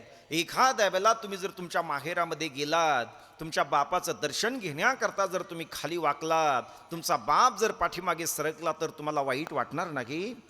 तसं त्याच ठिकाणी सतीला वाईट वाटते. सती त्या ठिकाणी रडते. माझा बाप सुद्धा मला अर्थातच या ठिकाणी माझ्याशी बोलायला तयार नाही. त्यावेळेला तीच सती आता आपल्या माईच्या जवळ जाते आणि आपल्या माईच्या जवळ गेल्याच्या नंतर माईला त्या ठिकाणी कडकडून मिठी मारते. म्हणून या जगामध्ये एखाद्या वेळेला कुपुत्र जन्माला येऊ शकतात, कुबाप सुद्धा जन्माला येऊ शकतो, पण या जगाच्या पाठीवर अजून कुमाता जन्माला यायची बाकी आहे दादा. सती आपल्या आईच्या जवळ जाते, आईला कडकडून मिठी मारते आणि सती त्या ठिकाणी रडत रडत आपल्या आईला बोलते, मा असं मी काय पाप केलंय ग मा? मी माझ्या बापाजवळ गेले, माझ्या बापाला मी दर्शन घेण्याकरता मी वनवा केलाय, माझा बाप पाठीमागे सरकतोय, असं मी काय पाप केलंय मा? म्हणून एखाद्या वेळेला मुली आपल्या बापाजवळ आपलं दुःख कमी व्यक्त करतायत, पण आपल्या माईच्या जवळ दुःख मात्र जास्त तुम्ही व्यक्त करतायत. म्हणून माय ती माय असते गड्या. अरे ज्याची माय मेली ना, मला असं वाटतं त्याच्या जीवनातला सुखाचा सागर आटला, हे लक्षात ठेवा. ऐसे कडवड्याचे जाते, शब्द ऐका. कडवड्याचे जाते, तरी लाभाविन जय हो, जय हो, प्रीती, जय हो. तरी लाभा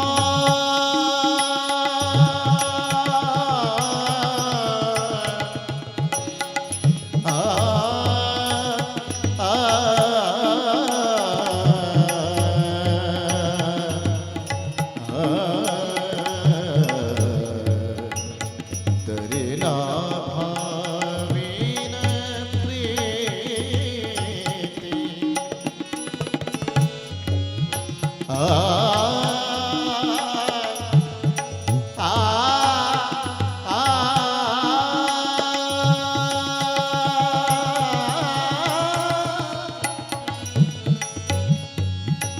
तरी लाभाविन प्रीती. शाबाश. ऐसे कळवळ्याची जाते, ऐसे कळवळ्याची जाते, ऐसे कळवळ्याची जाते.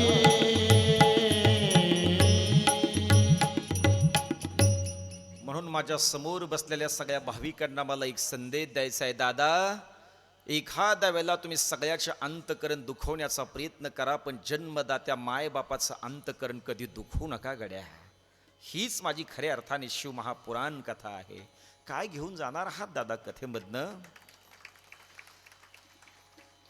माय आणि बाप आपल्या मुलावरती फार प्रेम करतात, हे लक्षात ठेवा. घडलेला प्रसंग सांगेल मी. आठवलं, मला बोलू द्या थोडंसं. आळंदीमध्ये शिकायला होतो आम्ही. पाठीमागे सिद्ध बेटामध्ये जर तुम्ही कधी आला असाल तर त्या सिद्ध बेटामध्ये झोपड्या होत्या आम्हाला राहिला. सद्गुरू जयराम महाराज भोसले यांच्या सानिध्यामध्ये आम्ही शिकलो, लहानचे मोठे झालो, आम्ही तिथे वाढलो. माझा एक मुलगा होता, त्या अर्थात माझा एक मित्र होता. एका झोपड्यामध्ये आम्ही राहत होतो, एका ताटामध्ये आम्ही जेवत होतो. एका गावाला आम्ही मधुकरीला जात होतो. त्याचं नाव होतं संजू.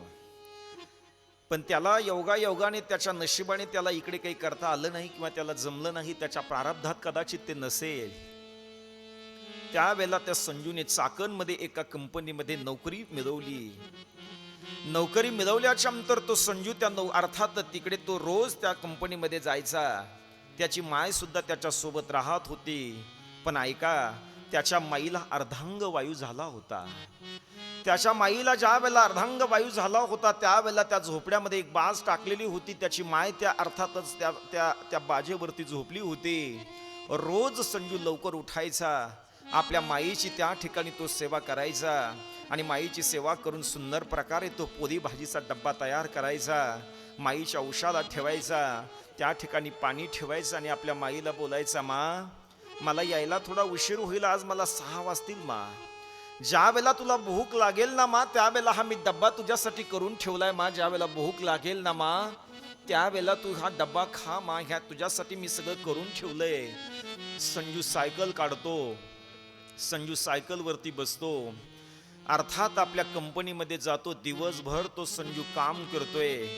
5 वाजले की रोज तो घरी यायचा, आपल्या झोपड्याचा दरवाजा उघडायचा, पहिल्यांदा आपल्या मागीला तो प्रणाम करायचा. आज 6 वाजले तरी संजू त्या ठिकाणी आला नाही. त्यावेळेला अर्धांग वायू झालेली ती माय आपल्या मुलाची आठवण करत होते. अरे रोज तर माझा संजू लवकर 5 वाजता यायचा, मग आज माझा संजू का आला नाही? आवाज देते. त्या माईला उठता येत नाही. अरे संजू, अरे का उशीर केलाय रे राजा तू? पण ऐका मंडळी, ज्या वेळेला तो संजू आपल्या त्या ठिकाणी त्या अर्थात कंपनीमधून बाहेर निघतो, आपल्या सायकलवरती बसतो. सायकलवरती बसल्याच्या नंतर तो त्या ठिकाणी आपल्या माईच्या ओढीने तो लवकर त्या ठिकाणी निघतोय. ज्या वेळेला तो पुढे सायकल चालतोय, त्याच्या मुखारविंदामध्ये रामकृष्ण हरी भजन रोज असायचं. तो रामकृष्ण हरी भजन करत आपल्या माईच्या ओढीने ज्या वेळेला तो घरी येत होता ना, दुर्दैव आणि दुर्भाग्य त्या संजूचं असं ठरलंय, पाठीमागून एक ट्रक येतोय. त्या ट्रकच्या चाकाखाली त्याची सायकल सापडते आणि त्याच ठिकाणी माझा संजू त्या ट्रकच्या चाकाखाली येऊन तो त्या ठिकाणी मरण पावतोय. काय अवस्था झाली असेल त्या झोपड्यामध्ये असणाऱ्या माझ्या माईची, विचार करा दादा जरा. ज्या वेळेला ती माय पुन्हा पुन्हा आवाज देते, अरे संजू दादा का उशीर केलाय रे राजा तू यायला? काय झालं रे बाळा तुला? आईला अर्धांग वायू झाला होता, त्या आईला उठताय सुद्धा येत नव्हतं. पुन्हा पुन्हा आवाज द्यायची. पण आज संजू घरी येणार नव्हता, तर तो कायमचा घरी आणला जात होता. दादा, सगळ्या आनंदीला हवेसारखी ती बातमी पोचत होते की संजू आता या जगामध्ये राहिला नाही, तर तो ट्रकच्या चाकाखाली येऊन तो गतप्राण झालाय, तो मेलाय. पण त्या झोपड्यामध्ये त्या ठिकाणी आईला सांगण्याचं धाडस कुणी करत नव्हतं. का त्या आईला सांगण्याचं धाडस कुणी करत नव्हतं? याचा अर्थ असा आहे, एखाद्या वेळेला जर त्या अर्धांग वायू झालेल्या अर्थात त्या आईला जर त्या मृत्यूची, संजूच्या मृत्यूची बातमी जर दिली ना, तर ती आई त्याच ठिकाणी शेवटचा श्वास घेऊ शकते. म्हणून त्या आईला सांगण्याचं धाडस कुणी करत नाही. पण ज्या वेळेला शेवटी आता नाविलाज होतोय, कापडामध्ये बांधून ते प्रेत त्या झोपड्याच्या जवळ ठेवल्या जाते. एक पोलीस अधिकारी आतमध्ये जातोय आणि त्या माईच्या अंगा खांद्यावर हात फिरून त्या माईला सांगितल्या जाते, मा साहेब, तुमचा संजू आता या जगामध्ये राहिला नाही, तुमच्या संजूने आता जगाचा निरोप घेतलाय.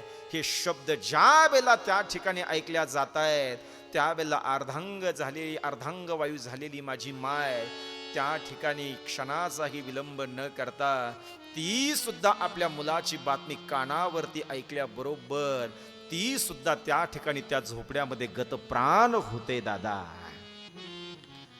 हात जोडून सगळ्या मातापूरकरांना विनंती करतो, दादा, एखाद्या वेळेला माझी शिव महापुराण कथा तुम्ही विसरला तरी चालेल, पण देहामध्ये रक्ताचा शेवटचा थेंब असेपर्यंत सगळ्या गोष्टी तुम्ही विसरा, पण स्वतःच्या माय बापाला कधी विसरू नका. हाच माझ्या शिव महापुराण कथेचा तुम्हा सगळ्यांना संदेश आहे. दादा, हर बात को तुम भूलो भले, माँ बाप को मत भूलना, उपकार इनके लाखों हैं, इस बात को मत भूलना.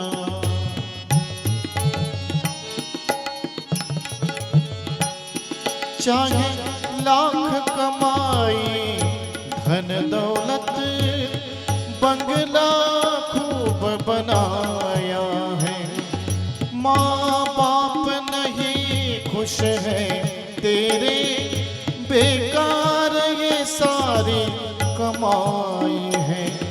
ये लाख नहीं है खाक, मगर इस बात को मत भूलना, उपकार इनके लाखों है, इस बात को मत भूलना.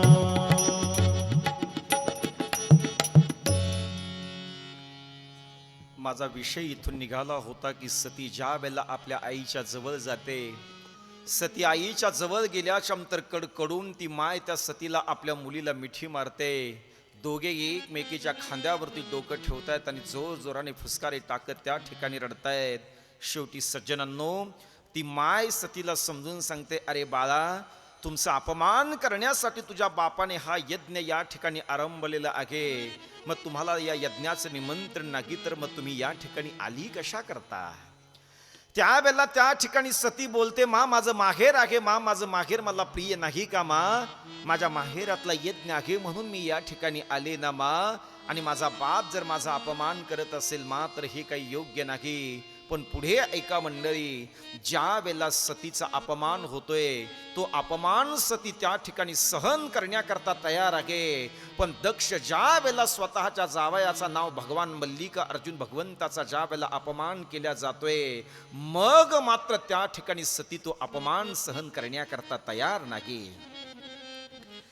एखाद्या वेळेला तुमचा मालक जर तुम्हाला घरामध्ये मारत असेल आणि मारता मारता जर त्याने तुमच्या बापाचं नाव घेतलं तर तुम्ही मालकाला बोलत असता, मालक खबरदार, एखाद्या वेळेला मारून मारून तुम्ही माझा प्राण घेतला तरी चालेल, पण माझ्या बापाचं नाव घेण्याचा अधिकार तुम्हाला नाही मालक. असं जसं तुम्ही बोलतायत ना, तसं सती त्या ठिकाणी आपला अपमान सहन करायला तयार आहे. पण ज्या वेळेला भगवान भोले बाबाचा अपमान होतोय ना, मग मात्र ती सती अपमान सहन करण्याकरता तयार नाही. म्हणून माझ्या समोर बसलेल्या तमाम हिंदूवासियांना मला सांगायचंय, अरे दादांनो, एखाद्या वेळेला जर आपल्या भोले बाबाचा कोणी अपमान करत असेल तर तो अपमान कधी सहन करू नका.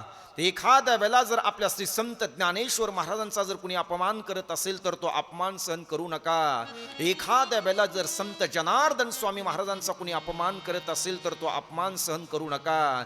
एखाद्या वेळेला जर कोणी माधव बाबांचा अपमान करत असेल तर तो अपमान सहन करू नका. आणि तुमच्या देखत जर तो अपमान होत असेल, तुमच्या मनगटामध्ये जर ताकद असेल, तर गोस्वामी तुलसीदास महाराज सांगतात, त्याची जीभ ओढा आणि त्याची जीभ तोडून टाका, तुम्हाला पाप लागणार नाही. संत शंभू श्रीपती अपबाधा, सुनिय जहात असीम मर्यादा. काट्यतासु जिभ जो बसाई, श्रवण मुदीनत चलई पराई.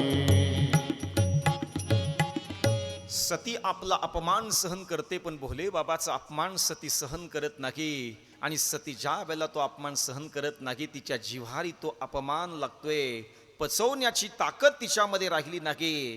त्यावेळेला दक्षाने जो यज्ञ त्या ठिकाणी उभा केला होता, जो यज्ञ कुंड उभा केला होता ना, त्यावेळेला सती एक एक पाऊल टाकत आता त्या ठिकाणी त्या यज्ञ कुंडाच्या जवळ जाते. सती एक एक पाऊल टाकत ज्या वेळेला यज्ञ कुंडाच्या जवळ जाते ना,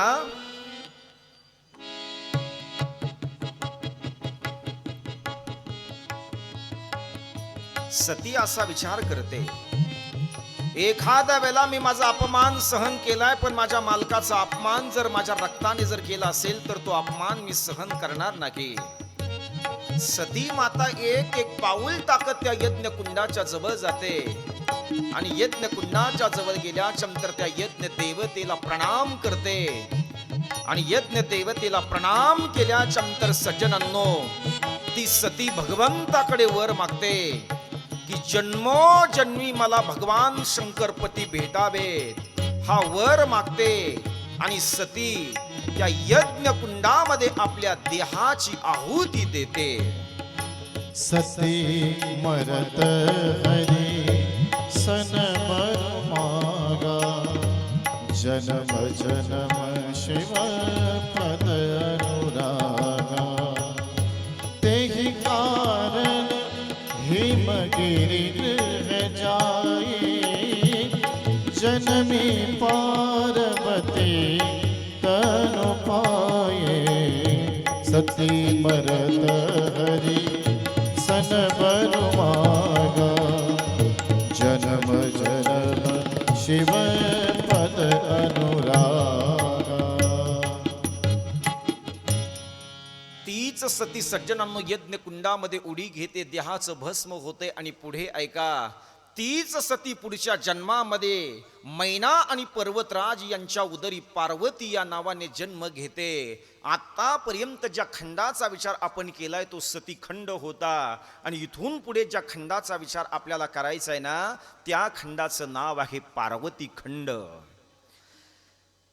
तीच सती पार्वती या रूपाने ज्या वेळेला जन्म घेते, जन्म घेतल्याच्या नंतर मैना आणि पर्वतराज यांचा आनंद तुम्हाला काय सांगावा. म्हणून महिला मंडळ मी तुम्हाला काल का परवाच्या दिवशी बोललो होतो, एखाद्या वेळेला तुमच्या उदरी जर मुलगा जन्माला आला ना तर मुलाच्या जन्माचा आनंद तुम्ही एखाद्या वेळेला नाही साजरा केला तरी काही बिघडत नाही. पण मुलगी जर तुमच्या उदरी जर जन्माला आली ना तर माझी शिवमहापुराण कथा तुम्हाला सांगते, मुलीच्या जन्माचा आनंद इथून पुढे मातापूरकरांनी साजरा केला पाहिजे. अप्पा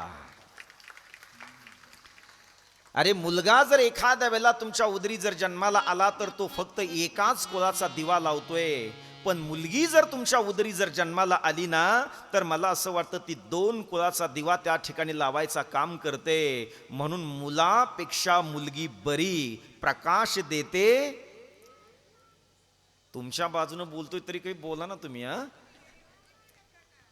अर्थातच सज्जनांनो या ठिकाणी ती पार्वती रूपाने ज्या वेळेला अर्थात जन्म घेते आणि पार्वती या रूपाने जन्म घेतल्याच्या नंतर मैना आणि पर्वतराज यांचा आनंद अतिशय आहे तो गगनामध्ये अर्थात मावायला तयार नाही.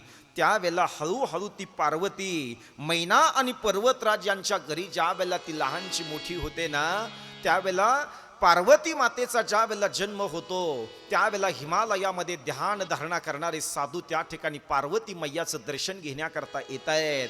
सौंदर्य संपन्न रूप माझ्या पार्वती मैयाने धारण केलंय आणि ज्या वेळेला तिथे येत आहेत ना त्यावेळेला अनेक साधू संत ऋषी मुनी ज्या वेळेला मैना आणि पर्वतराज यांच्या घरी येत आहेत त्यावेळेला आलेल्या साधूचा सन्मान केला जातोय. म्हणून आपला वारकरी संप्रदाय आपल्याला एक ब्रीद वाक्य सांगतोय, संत येती घरा. उंडे महाराज सगळ्यांचं प्रमाण पाठ आहे तुमच्या, पण आता ऐका, सध्या समाजाचा जर विचार केला तर सध्या उलट वारं वाहते. संत येती घरा मागचे पुढचे दारे. सज्जनांनो मैना आणि पर्वतराज सगळ्या साधूंचं स्वागत करतायत. एक दिवशी तिन्ही लोकांमध्ये भजन करणारे महर्षी नारदजी त्या ठिकाणी येत आहेत आणि महर्षी नारदजी त्या ठिकाणी आल्याच्या नंतर माझ्या पार्वती मैयाकडे पाहिल्या जाते. पार्वतीचं सौंदर्य त्यांच्या लक्षामध्ये येते. महर्षी नारदजी येत आहेत म्हणून त्यांचा सन्मान केला जातोय. त्यांना आसनावरती बसवल्या जाते आणि आसनावरती बसवल्याच्या नंतर मैना आता त्या ठिकाणी एका बाजूला बसते, पर्वतराज सुद्धा एका बाजूला बसतात आणि बसल्याच्या नंतर महर्षी नारद आला. मैना आणि पर्वतराज विचारतात की महाराज तुम्ही जर आमच्या घरी आला असाल महर्षी नारदजी तर तुम्ही माझ्या मुलीचं भविष्य सांगितलं पाहिजे, माझ्या मुलीचं भविष्य सांगा.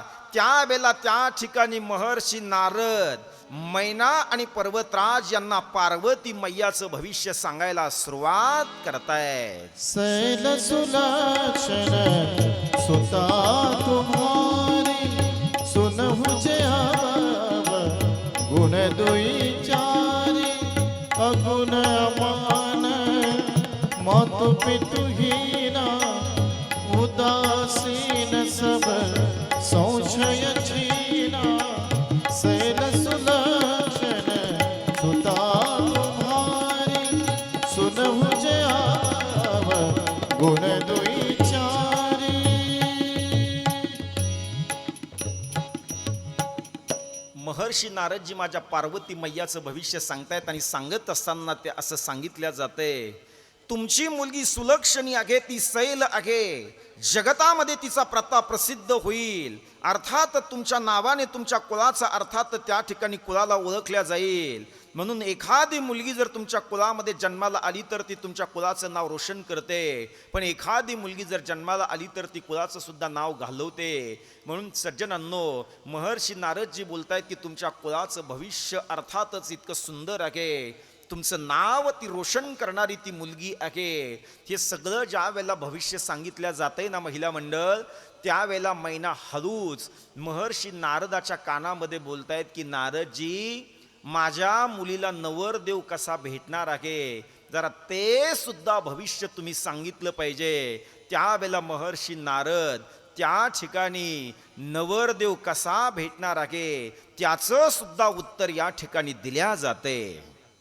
कसा भेटणार आहे ऐकायचं आहे तुम्हाला. कारण बऱ्याच महिला आमच्या जवळ येतात आणि आमच्या जवळ आल्याच्या नंतर म्हणतात, महाराज आमच्या मुलीला चांगलं घर पहा, असं चांगलं घर पहा, असं चांगलं घर पहा की त्या घरामध्ये अजिबात सासू नसली. बिना सासूचं घर पाहिजे तुम्हाला.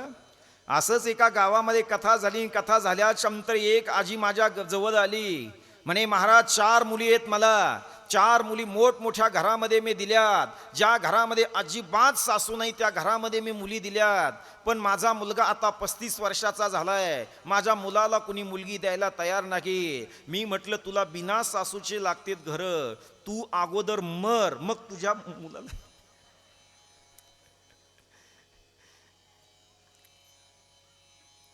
मी तर असं म्हणेल गड्या, माझ्या समोर बसलेल्या सगळ्या सुनांना मला सांगायचे, घरामध्ये सासू आणि सासरे असले पाहिजेत आणि त्या प्रत्येक सुनाकडून सासू आणि सासऱ्याचा सन्मान झाला पाहिजे. अरे दादा, सासू आणि सासरे हे तुमच्या घराचं संरक्षण आहे, लक्षात ठेवा. म्हणून माझ्या समोर बसल्या प्रत्येक सुनेला असं वाटतं की घरातला ताबा माझ्या हातामध्ये आला पाहिजे, निश्चित आला पाहिजे, त्याची अपेक्षा तुम्ही करा. पण 4 दिवस सासूचे असतात आणि ते दिवस निघून गेल्याच्या नंतर मग मात्र ते 4 दिवस, बरोबर आहे ना. सुनाच्या विरोधात बोलत नाही बरं का मी, नाही तर उद्या भांडाल मला तुम्ही. सज्जनांनो, त्या ठिकाणी महर्षी नारदजी येत आहेत आणि महर्षी नारदजी माझ्या पार्वती मातेचं भविष्य ज्या वेळेला सांगायला सुरुवात करतायत त्यावेळेला हळूच त्या ठिकाणी माझी पार्वती मैया बोलते की महाराज, माझ्या मुलीला वर कसा भेटणार आहे, नवरदेव कसा भेटणार आहे ते सुद्धा तुम्ही भविष्य मला सांगितलं पाहिजे. जो के जटिल अकाम मन नग्न अमंगल वेश, जो के ताली. जटिल अकाम मन आता आपल्याला लग्न लावायचे. मंगल वेश. अस स्वामी कही यही मिलही परिहस्त असरे, सियावल रामचंद्र की जय, पवन सुत हनुमान की जय, उमापति महादेव की जय. बोलो रे भाई सब संतन की जय. माझ्या मुलीला वर कसा भेटेल बाबा. त्यावेळेला महर्षी नारदजी सांगतायत, तुमच्या मुलीला जो नवरदेव भेटणार आहे ना तो जोगी असेल, तो जटिल असेल, त्याला राहण्याकरता घर नाही तर तो स्मशानामध्ये राहणार असेल, गळ्यामध्ये घालायला सोनं नसेल तर गळ्यामध्ये तो साप घालणारा असेल, तो त्या ठिकाणी अर्थात एकांतामध्ये भजन करणारा असेल, व्याघ्र चर्मावरती गज चर्मावरती बसलेला असेल, व्याघ्र चर्म परिधान केलेला असेल, अंगाला पावडर लावायला नाही तर सगळं भस्म त्या ठिकाणी लावलेलं असेल, असा मुलगा तुमच्या मुलीला भेटेल. खरं सांगा महिला मंडळ, असा मुलाला तुम्ही तुमची मुलगी द्याल का असा माझा प्रश्न आहे तुम्हाला. तुम्ही घर पाहत असताना मुलगा कलेक्टर असला पाहिजे, अर्थात मुलाच्या घरी सगळं असलं, प्रॉपर्टी असली पाहिजे, त्याच्याकडे शेतीही असली पाहिजे, त्याच्याकडे नोकरीही असली पाहिजे. पुरुष मंडळी नुसती नोकरी नुसतं घर अर्थात घर आणि शेती असली ना तरी सुद्धा आजचे शेतकरी शेतकऱ्याला मुली द्यायला तयार नाही. जरा संशोधन करा तुम्ही याच्यावरती. देतात नाही देत. अर्थात त्या ठिकाणी सज्जनांनो, माझी पार्वती मैया आता त्याच घरामध्ये हळूहळू लहानची मोठी होते. लहानची मोठी होत असताना प्रसंग फार मोठा आहे. पार्वती खंडामध्ये याचं स्वतंत्र वर्णन व्यासांनी केलेलं आहे. त्यावेळेला माझी पार्वती मैया असा विचार करते की मला आता तपश्चर्या करण्याकरता जावं लागेल. पार्वती मैया आता 7 वर्षाची होते. अरण्यामध्ये जाते. अरण्यामध्ये जाऊन ती ध्यान धारणा साधना तपश्चर्या करते. अनेक वर्ष ज्या वेळेला तपश्चर्या केल्या जाते ना त्यावेळेला काही ऋषी माझ्या पार्वती मैयाची परीक्षा घेण्याकरता जात आहेत आणि पार्वतीला विचारल्या जाते, अगं पार्वती, एवढी मोठी कठीण तपश्चर्या तू या अरण्यामध्ये करते, तू कशा करता ही तपश्चर्या करते? तुला देव भेटावं म्हणून तू तपश्चर्या करते. त्यावेळेला त्या ठिकाणी पार्वती मैया बोलते, मला देव भेटावं याकरता मी तपश्चर्या करत नाही विजय दादा, तर या ठिकाणी जी मी तपश्चर्या करते ना तर मला देवादिदेव महादेव भेटावे याकरता मी तपश्चर्या करते. सज्जनांनो, पार्वती मैयाची तपश्चर्या आहे. त्या तपश्चर्येमधनं आता त्या बाहेर येत आहेत. भगवान विष्णू कैलास पर्वतावरती जात आहेत. कैलास पर्वतावरती गेल्याच्या नंतर भगवान विष्णू माझ्या भोले बाबाला, मल्लिकार्जुन भगवंताला विनंती करतायत की प्रभू, तुम्ही आता लग्नाकरता तयार झालं पाहिजे. त्यावेळेला भगवान भोले बाबा बोलतायत, मला आता लग्न करायचं नाही. एकदा मी माझ्या अंगाला हळद लावली तर माझं अंग इतकं सुजून निघले. आता मला हळद लावायची इच्छा नाही. एकदा हळद लावली तरी काही दोनदा हळद लावणारे सुद्धा आहेत बरं का समाजात. मी कुणावर टीका करत नाही. मी इथे जे सांगतोय ते शिवपुराण कथेतलं सांगतोय. पण मला आश्चर्य वाटते, मला स्वाभिमान वाटतोय की आपल्या गावाच्या मातीमध्ये जन्माला आलेत आणि अखंड ब्रह्मचर्य व्रताचं पालन करून जे जीवन जगतायत, त्यांचं नाव आहे गुरुवर्य उंडे महाराज.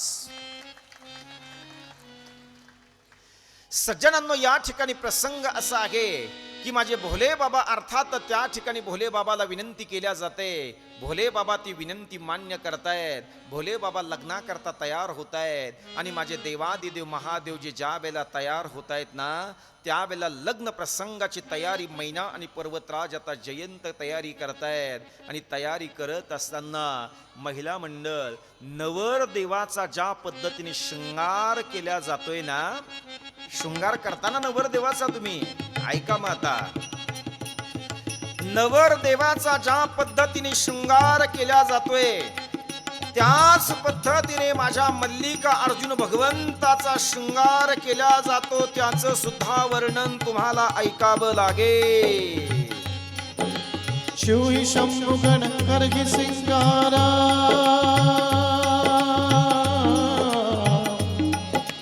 जटा मुकुट ही मोर सवारा,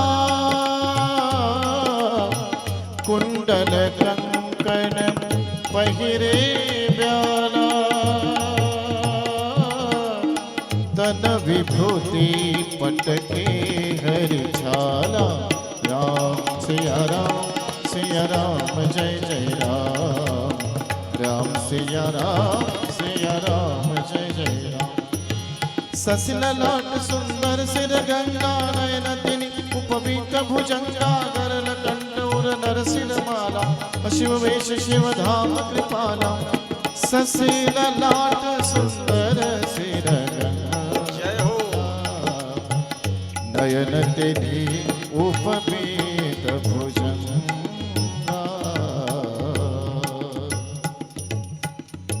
ताईट बसा. आता आपल्याला लग्न लावायचं. कुणी झोपला असेल तर जाग करा. झोपल्या नाहीत ना कुणी?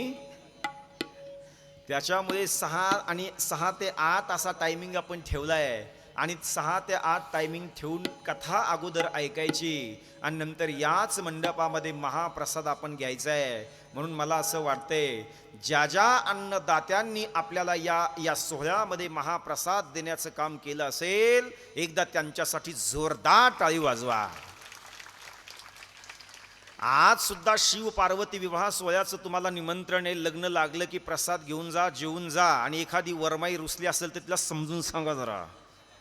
रुसू नको म्हणा. आता रुसण्याची पद्धत आहे ना आपल्याकडे. सज्जनांनो, या ठिकाणी प्रसंग असा आहे की माझ्या भोले बाबाचा शृंगार केला जातोय. आणि भोले बाबाचा ज्या वेळेला शृंगार केला जातोय ना, त्यावेळेला माझ्या पार्वती मैयाचा सुद्धा तिकडे शृंगार केला जातोय. शृंगार करत असताना सगळे वराडी मंडळी त्या ठिकाणी आलेले आहेत. पण माझ्या भोले बाबाचे वराडी ऐकायचेत का तुम्हाला? ताईसाहेब, कोण आहेत वराडी माहिती आहे तुम्हाला? सगळे भूत. मग माझे भोले बाबा अर्थात त्या ठिकाणी बोलतायत, अरे तुमचे वराडी आले म्हणून तुम्ही किती आनंदामध्ये आहात. पण माझ्या वराडी मंडळीला जर इथं बोलवलं तर तुम्ही एकही इथे थांबणार? पण तरी सुद्धा 2 गण तिकडे पाठवल्या जात आहेत. 2 गण पाठवल्याच्या नंतर ज्या ज्या ठिकाणी स्मशान, त्या ठिकाणी माझ्या भोले बाबाचे वराडी. म्हणून ते 2 गण अगोदर पंजाब मध्ये जात आहेत. स्मशान आहेत ना तिकडे. मग ते 2 गण पंजाब मध्ये जात आहेत. आणि पंजाब मध्ये गेल्याच्या नंतर तिथल्या वराडी मंडळीला निमंत्रण दिल्या जाते. वाहेगुरु वाहेगुरु वाहेगुरु ताली हा. वाहेगुरु वाहेगुरु वाहेगुरु वाहेगुरु वाहेगुरु वाहेगुरु वाहेगुरु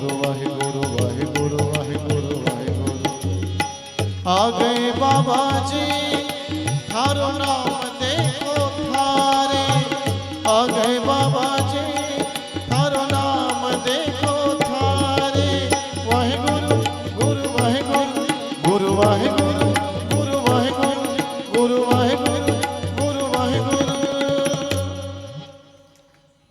पंजाबमध्येच स्मशान आहेत का? राजस्थानला स्मशान नाहीत का?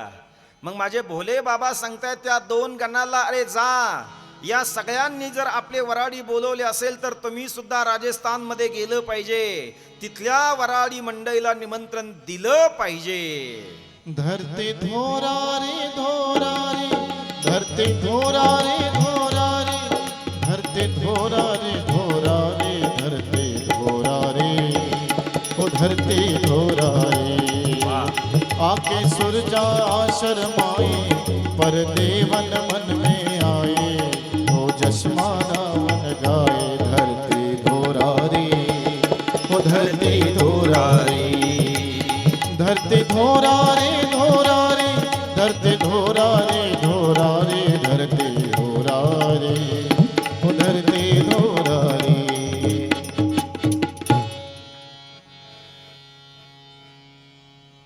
नरेंद्र मोदी साहेबांच्या सुद्धा गावाला जाऊन यायचंय आपल्याला, गुजरात. तिथे सुद्धा स्मशान आहेत आप्पा, त्या लोकांना सुद्धा निमंत्रण द्यावं लागेल. जर नाही दिलं तर नाराज होतील ते. चलो गुजरात. जोरे माधव जी मैं शरण थये ऐका ऐका, करू जोरे माधव जी मैं शरण थये तन का करू बाप दयालु तरो भारी सारी आपो हात मिले कंकणी. आणि मला असं वाटतं बरं का मातापूरकरांनो, ही सगळी वेगवेगळ्या राज्यातली संस्कृती आहे बरं का. ऐकताय ना तुम्ही? ही सगळी वेगवेगळ्या राज्यातली संस्कृती. एखादी नदी ज्या वेळेला वाहते त्यावेळेला ती नदी जसं अर्थात त्या ठिकाणी वळण घेत घेत जाते ना, तशा आपल्या हिंदुस्थानची संस्कृती ही आदर्शदायी संस्कृती आहे. म्हणून विवेक दादा आपल्या महाराष्ट्रातली संस्कृती सुद्धा आदर्श आहे. म्हणून तिथल्या वराडी मंडळीला सुद्धा आपल्याला निमंत्रण द्यावं लागेल. सुर की नदिया हर दिशा से बह के शाबाश. सागर में मिले बादलों का रूप लेकर बरसे हल्के हल्के हो मिले सुर मेरा तुम्हारा. जय हो. मेरे सुर मेरा तुम्हारा तो सुर बने हमारा. सगळे वराडी मंडळी आता एकत्रित येत आहेत. माझे देवादिदेव महादेव आता घोड्यावर नाही तर ते नंदीवरती बसलेले आहेत. नवनाथ दादा बोलो आता सगळ्यांना. सगळ्यांनी जाग्यावरती बसायचं. आता लग्न सोहळा संपन्न होईपर्यंत कुणीही हालचाल करायची नाही. अक्षदा जर असेल तर सगळ्यांनी अक्षदा एकमेकाला आता जाग्यावरती देण्याचं काम करा. फुलाने अक्षदा आणल्यात का तुम्ही? नाही? असू दे, आता मनाने आपण लग्न लावू. आता मन पूजा. सगळे वराडी मंडळी त्या ठिकाणी येत आहेत. सज्जनांनो, माझे देवादिदेव महादेव हे त्या ठिकाणी बैलावरती आहेत, म्हणजे नंदीवरती आहेत. आणि नंदीवरती माझे महादेवजी बसलेले आहेत. आणि विवेक महाराज त्यांच्या समोर आता सगळे भूत त्या ठिकाणी नाचायला सुरुवात करतायत. भूत विताड नाचते भूत विताड नाचते भूत वेताळ नाचती भूत वेताळ नाचती भूत विताड नाचते भूत विताड नाचते भूत वेताळ नाचती भूत वेताळ नाचती.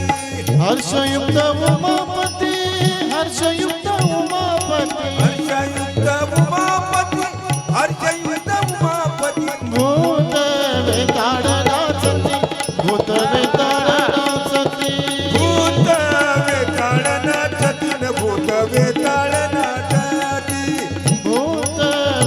वेताळनाचती भूत वेताळनाचती भूत वेताळनाचती भूत वेताळनाचती हर्षयुक्त उमापती हर्षयुक्त उमापती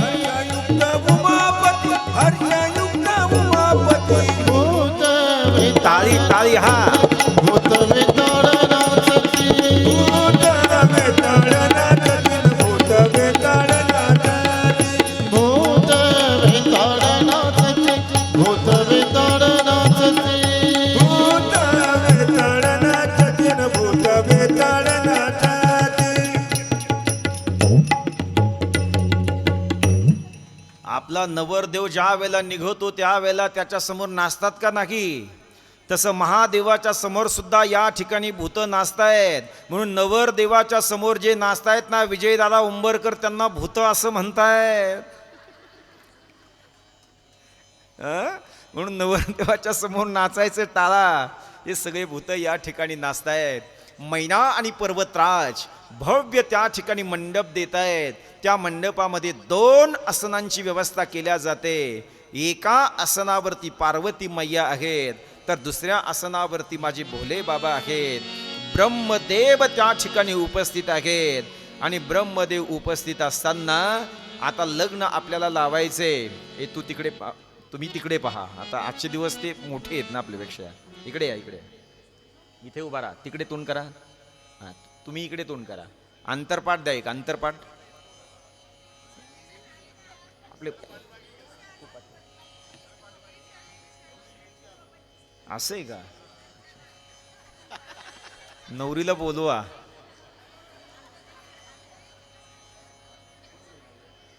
त्यांच्याकडे नवर त्यांच्याकडे एकदा नवरीला बोलव ना. बोलव ना मग सगळ्यांनी सोबतच यायचं ना. नवरीच पाठीमा एक तर नवऱ्याच भेटाना अगोदर द्या. त्यांच्याकडे एकदा हार हिच्याकडे एकदा हार द्या आणि अंतरपाठ धरा. 2 पोरं या रे समोर इकडे. हा ते कसं आहे बघा तुमचं. आता इकडे मला काही सांगता येणार नाही. करा तसं करा. अंतरपाठ एक उपरणं द्या कुणाकडे. आप्पा ते उपरणं द्या तुमचं. ज्यांनी हे पात्र बनवले असतील त्यांच्यासाठी एकदा जोरदार टाळी वाजवा. फार सुंदर केले. हा धन्यवाद. बरा करायची का सुरुवात? नवरदेवाचे मामा जर कुठे पिऊन पडले असतील तर बोलवा त्यांना.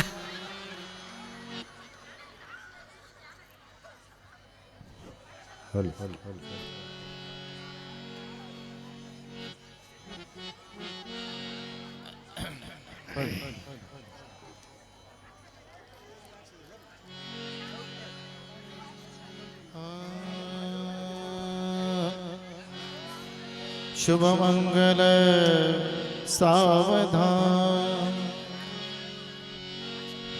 स्वस्ति श्री गणनायकं गजमुखं मोरेश्वरं सेवितं. बोलू नका. आपसात बोलू नका. बल्लाळो मुरडं विनायकमहं चिंतामणि थेवुरं लेण्याद्रि गिरिजात्मकं सुरवरं विघ्नेहरं ओझरं ग्रामोराञ्जनसंस्थितं गणपति कुरया सदा मंगलम शुभमंगल सावधान. हॅलो हॅलो हॅलो हॅलो सावधान मित्राखी वचनासया समजुनी तू पोरना ही आता आली एक जबाबदारी तुझला हे एक निव्रता जाने देश तुझा तुलाच भूषवी ती वाढवा विप्रथा जैसे राम सीता सती अनुसया अत्रितसे वास्वता योग्यासाठीच लग्न हे नसुनिया आदर्श मान्यव्रता दावा चरुणी असी सुरकथा कुर्या सदा मंगलम शुभमंगल सावधान. घ्या लवकर घ्या. राजा वाह, भीमक शाबाश. रुक्मिणी सनयनी देखो चिंता करी ही कन्या सगुणा गुणानुपवरा कवणा शिम्या देई जय. आता एक विचार श्रीकृष्ण नवरा वडील पुत्र रुक्मी पुसणे कुर्या सदा मंगलम वधूवर्यो शिवं भवतु सावधान. घ्या रमेश काका घ्या. आपल्या मंगलमय प्रसंगी आपले कांगणे महाराज 4 दिवसापासून लग्नाची वाट पाहून ते बसलेत आणि विदर्भातले वाद्य गायक ही 4 दिवसापासून लग्नासाठी येऊन बसलेत. त्यांच्याबद्दल आपल्या गावकऱ्यामार्फत त्यांचे आभार आणि त्यांनी आपल्या या वधूवरांना आशीर्वाद दिले त्याबद्दल ग्रामस्थाच्या वतीने आभार. ओके धन्यवाद. आली लग्न गटिया समीप नवरा ए बोडिया वागरा गुरुवाते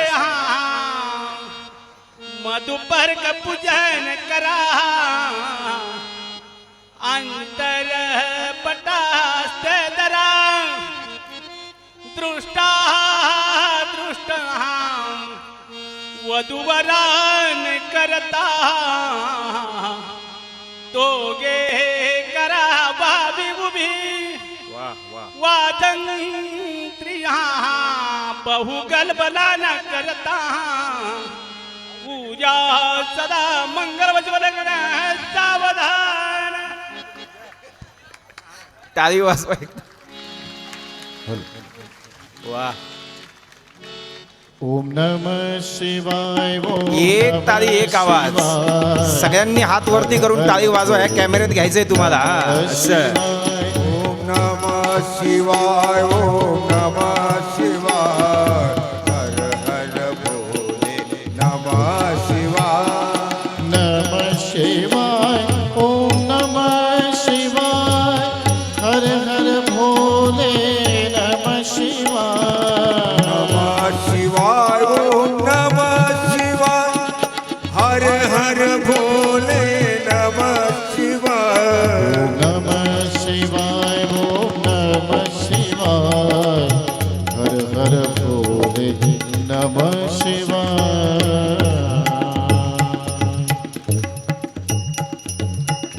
हार घाला एकमेकाला. आता सुंदर जोरदार टाळी वाजवा. आता खाली बसा 2 मिनिट. आता उभा राहा. मामा भेटून जायचा तसं जाय. कारण हे 2 मामा पक्के पकडावं लागते. असं वा वा छान छान. म्हणून सगळ्यांना या ठिकाणी धन्यवाद. आता माझा काही आग्रह नाही, पण काल बऱ्याच महिला भेटल्या आणि त्या म्हणे आम्हाला काही तुम्हाला आहेर द्यायचे. ज्यांची इच्छा असेल त्यांनी द्या, ज्यांची नसेल त्यांनी नाही दिली तर आम्ही काही नाराज. सगळ्यांना या ठिकाणी मनापासून धन्यवाद व्यक्त करतो. शिव आणि पार्वती यांचा विवाह सोहळा या ठिकाणी संपन्न झालाय.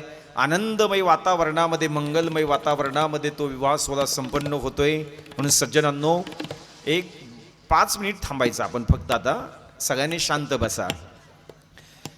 शिवभक्तीचा अनुभव या संदर्भामध्ये एक पत्र आपल्याकडे आलेलं आहे.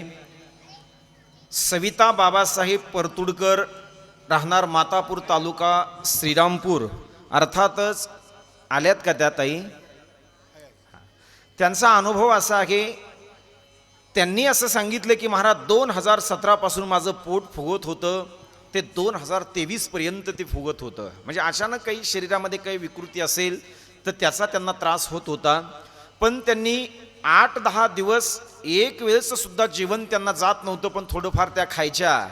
पण त्यांचा अनुभव असा सांगतोय की त्या अनेक दवाखान्यामध्ये गेल्या, जालना, मुंबई, पुणे सारख्या ठिकाणी चांगल्या हॉस्पिटलमध्ये त्या गेल्या, पण त्यांना अर्थात तो गुण आला नाही. पण त्यांनी अनुभव आपल्या या शिवमहापुराण कथेमध्ये व्यक्त केलाय की महाराज, मी रोज शिव मंदिरामध्ये जात होते, भगवान शंकराला पाणी समर्पण करत होते आणि ते पाणी समर्पण केलेलं थोडंसं मी ते पाणी धरत होते, त्या पाण्याचा प्रसाद म्हणून मी सेवन करत होते. सांगायला आपल्याला व्यासपीठाहून आनंद होतो. त्यांची साधना फळाला आली, त्यांच्या पोटाची विकृती पूर्ण समाप्त झाली आणि आज तागायत त्या दिवसाला 3 वेळा जेवण करतात. ही महादेवाची कृपा आहे, लक्षात ठेवा. सकाळी काही माझे मित्र मला भेटण्याकरता आले होते. त्यांनी असं सांगितलं की महाराज, आमच्या मुलाला अर्थात तो म्हणजे चांगल्या परीक्षा पास होतो आणि चांगल्या परीक्षा पास होत असताना फायनली त्याला अर्थातच चांगले मार्कही पडतात, पण थोड्यावरनं त्याची नोकरी जाते. एखाद्याचं जर कार्य थांबलं असेल, एखाद्याला जर अशी अडीअडचण येत असेल, माझ्यासमोर बरेच विद्यार्थी बसलेत, खूप मेहनत करूनही जर तुम्हाला यश येत नसेल तर व्यासपीठावरनं माझ्या शिवमहापुराण कथेचा तुम्हाला संदेश सांगायचा आहे. दुर्वा असतात ना, दुर्वा महिला मंडळ, त्या दुर्वा तुम्ही घ्यायच्या, त्या दुर्वा वाळवायच्या, वाळल्याच्या नंतर तुम्ही त्या जाळायच्या, त्याचा भस्म तुम्ही तयार करायचा. त्याचा भस्म तयार केल्याच्या नंतर तो रोज थोडा थोडा भस्म तुम्ही महादेवाला व्हायचा. त्याच्यातला थोडासा भस्म घेऊन तुम्ही परत यायचं आणि ज्याला अशी अडचण येत असेल त्याला रोज त्या भस्माचा टीका लावायचा. देवादिदेव महादेवाच्या कृपेने तुमचं अडलेलं काम 100% पूर्ण होईल, हा विश्वास मी तुम्हाला या प्रसंगी देतो. दुसरी गोष्ट, आणखी एक तत्व असं सांगितलं जातंय शिवमहापुराण कथेमध्ये, जर एखाद्याला जर अडचण येत असेल तर त्याने काय करायचं? काळी मिरची माहिती आहे ना तुम्हाला, त्या काळ्या 2 मिरच्या तुम्ही घ्यायच्या, महादेवाच्या मंदिरामध्ये तुम्ही जायचे, महादेवाच्या मंदिरामध्ये जाऊन 1 मिरची तुम्ही महादेवाला समर्पण करायची आणि महादेवाला ज्या वेळेला ती मिरची तुम्ही समर्पण कराल त्यावेळेला ओम नमः शिवाय या मंत्राचा जप तुम्ही करायचा. ती काळी मिरची तुम्ही घरी घेऊन यायची, त्या मुलाच्या किंवा त्या मुलीच्या अंगावरून ती उतरायची आणि ज्या ठिकाणी ती वास करते त्या ठिकाणी ती बांधायची. मला असं वाटते नक्की तुम्हाला यश संपादन झाल्याशिवाय राहणार नाही. हा सुद्धा एक शिवमहापुराण कथेचा संदेश महिला मंडळ. म्हणून ज्याला शक्य होईल त्या पद्धतीने, आता उद्या मी बरेच या संदर्भामध्ये विस्तृत बोलेल, कारण आज लग्न असल्यामुळे मला फार जास्त बोलता आलं नाही. या संदर्भामध्ये उद्या बरेच चर्चा आपल्याला या मंडपामध्ये करायची आहे. म्हणून सज्जनांनो, आजची कथा या ठिकाणी विराम घेते. भेटूया सज्जनांनो उद्या रात्र ठीक 8 वाजता, 6 वाजता यायचे. बरोबर सगळ्यांनी 6 वाजता या ठिकाणी यायचे. एक 5 मिनिट थांबायचे, आयर पुढे आणून देण्याचा प्रयत्न करावा. जाग्यावर बसा. एक 2 मिनिटांमध्ये सूचना होतील. कीजिए शिव चरणों में ध्यान अपना दीजिए, शिव चरणों में ध्यान अपना दीजिए. ये महाग्रंथ है शिव पुराण, सन्मार्ग दिखाने वाला, बिगड़ी को बनाने वाला.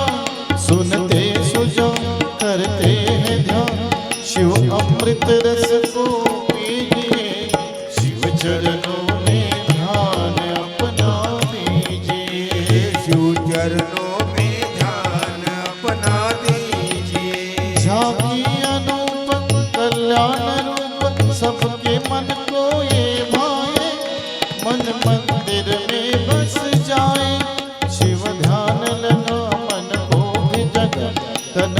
धन अर्पण कीजिए, शिव चरणों में ध्यान अपना दीजिए। शिव चरणों में ध्यान अपना दीजिए। 24,000 श्लोकों का सार ये पावन ग्रंथ कहाए, शिव की महिमा बतलाए। हो जा पुनीत विषयों को जय, मन कामना फल सब कीजिए, शिव चरणों में ध्यान अपना दीजिए। शिव चरणों में ध्यान अपना दीजिए। ये विश्वनाथ करते संहार, सब दुख मिटाने वाला, भव पार लगाने वाला। जप नमः शिवाय, जप नमः शिवाय, जीवन सफल सब कीजिए, शिव चरणों में ध्यान अपना दीजिए। श्री शिव पुराण शिव जी की आरती कीजिए, शिव चरणों में ध्यान अपना दीजिए, शिव चरणों में ध्यान अपना दीजिए। घालिंग लोटांगन वंदन चरण रुणाण माहिन रूप तुझे, प्रेमे अलिंगण पूजन भाव्य वाणिन भाण्यो। तमेव माता पिता तमेव तमेव तमेव विद्या ध्रुव तमेव तमेव सर्वं मम देव देव। कायेन वाचा मनसेन्द्रियर्वा बुद्ध्यात्मना वा स्वसमः करुणेभ्यः सकल परस्मै नारायणाते समर्पयामि।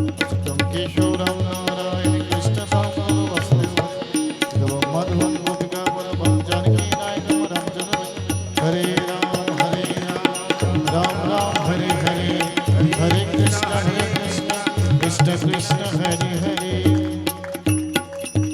कर्पूर गौर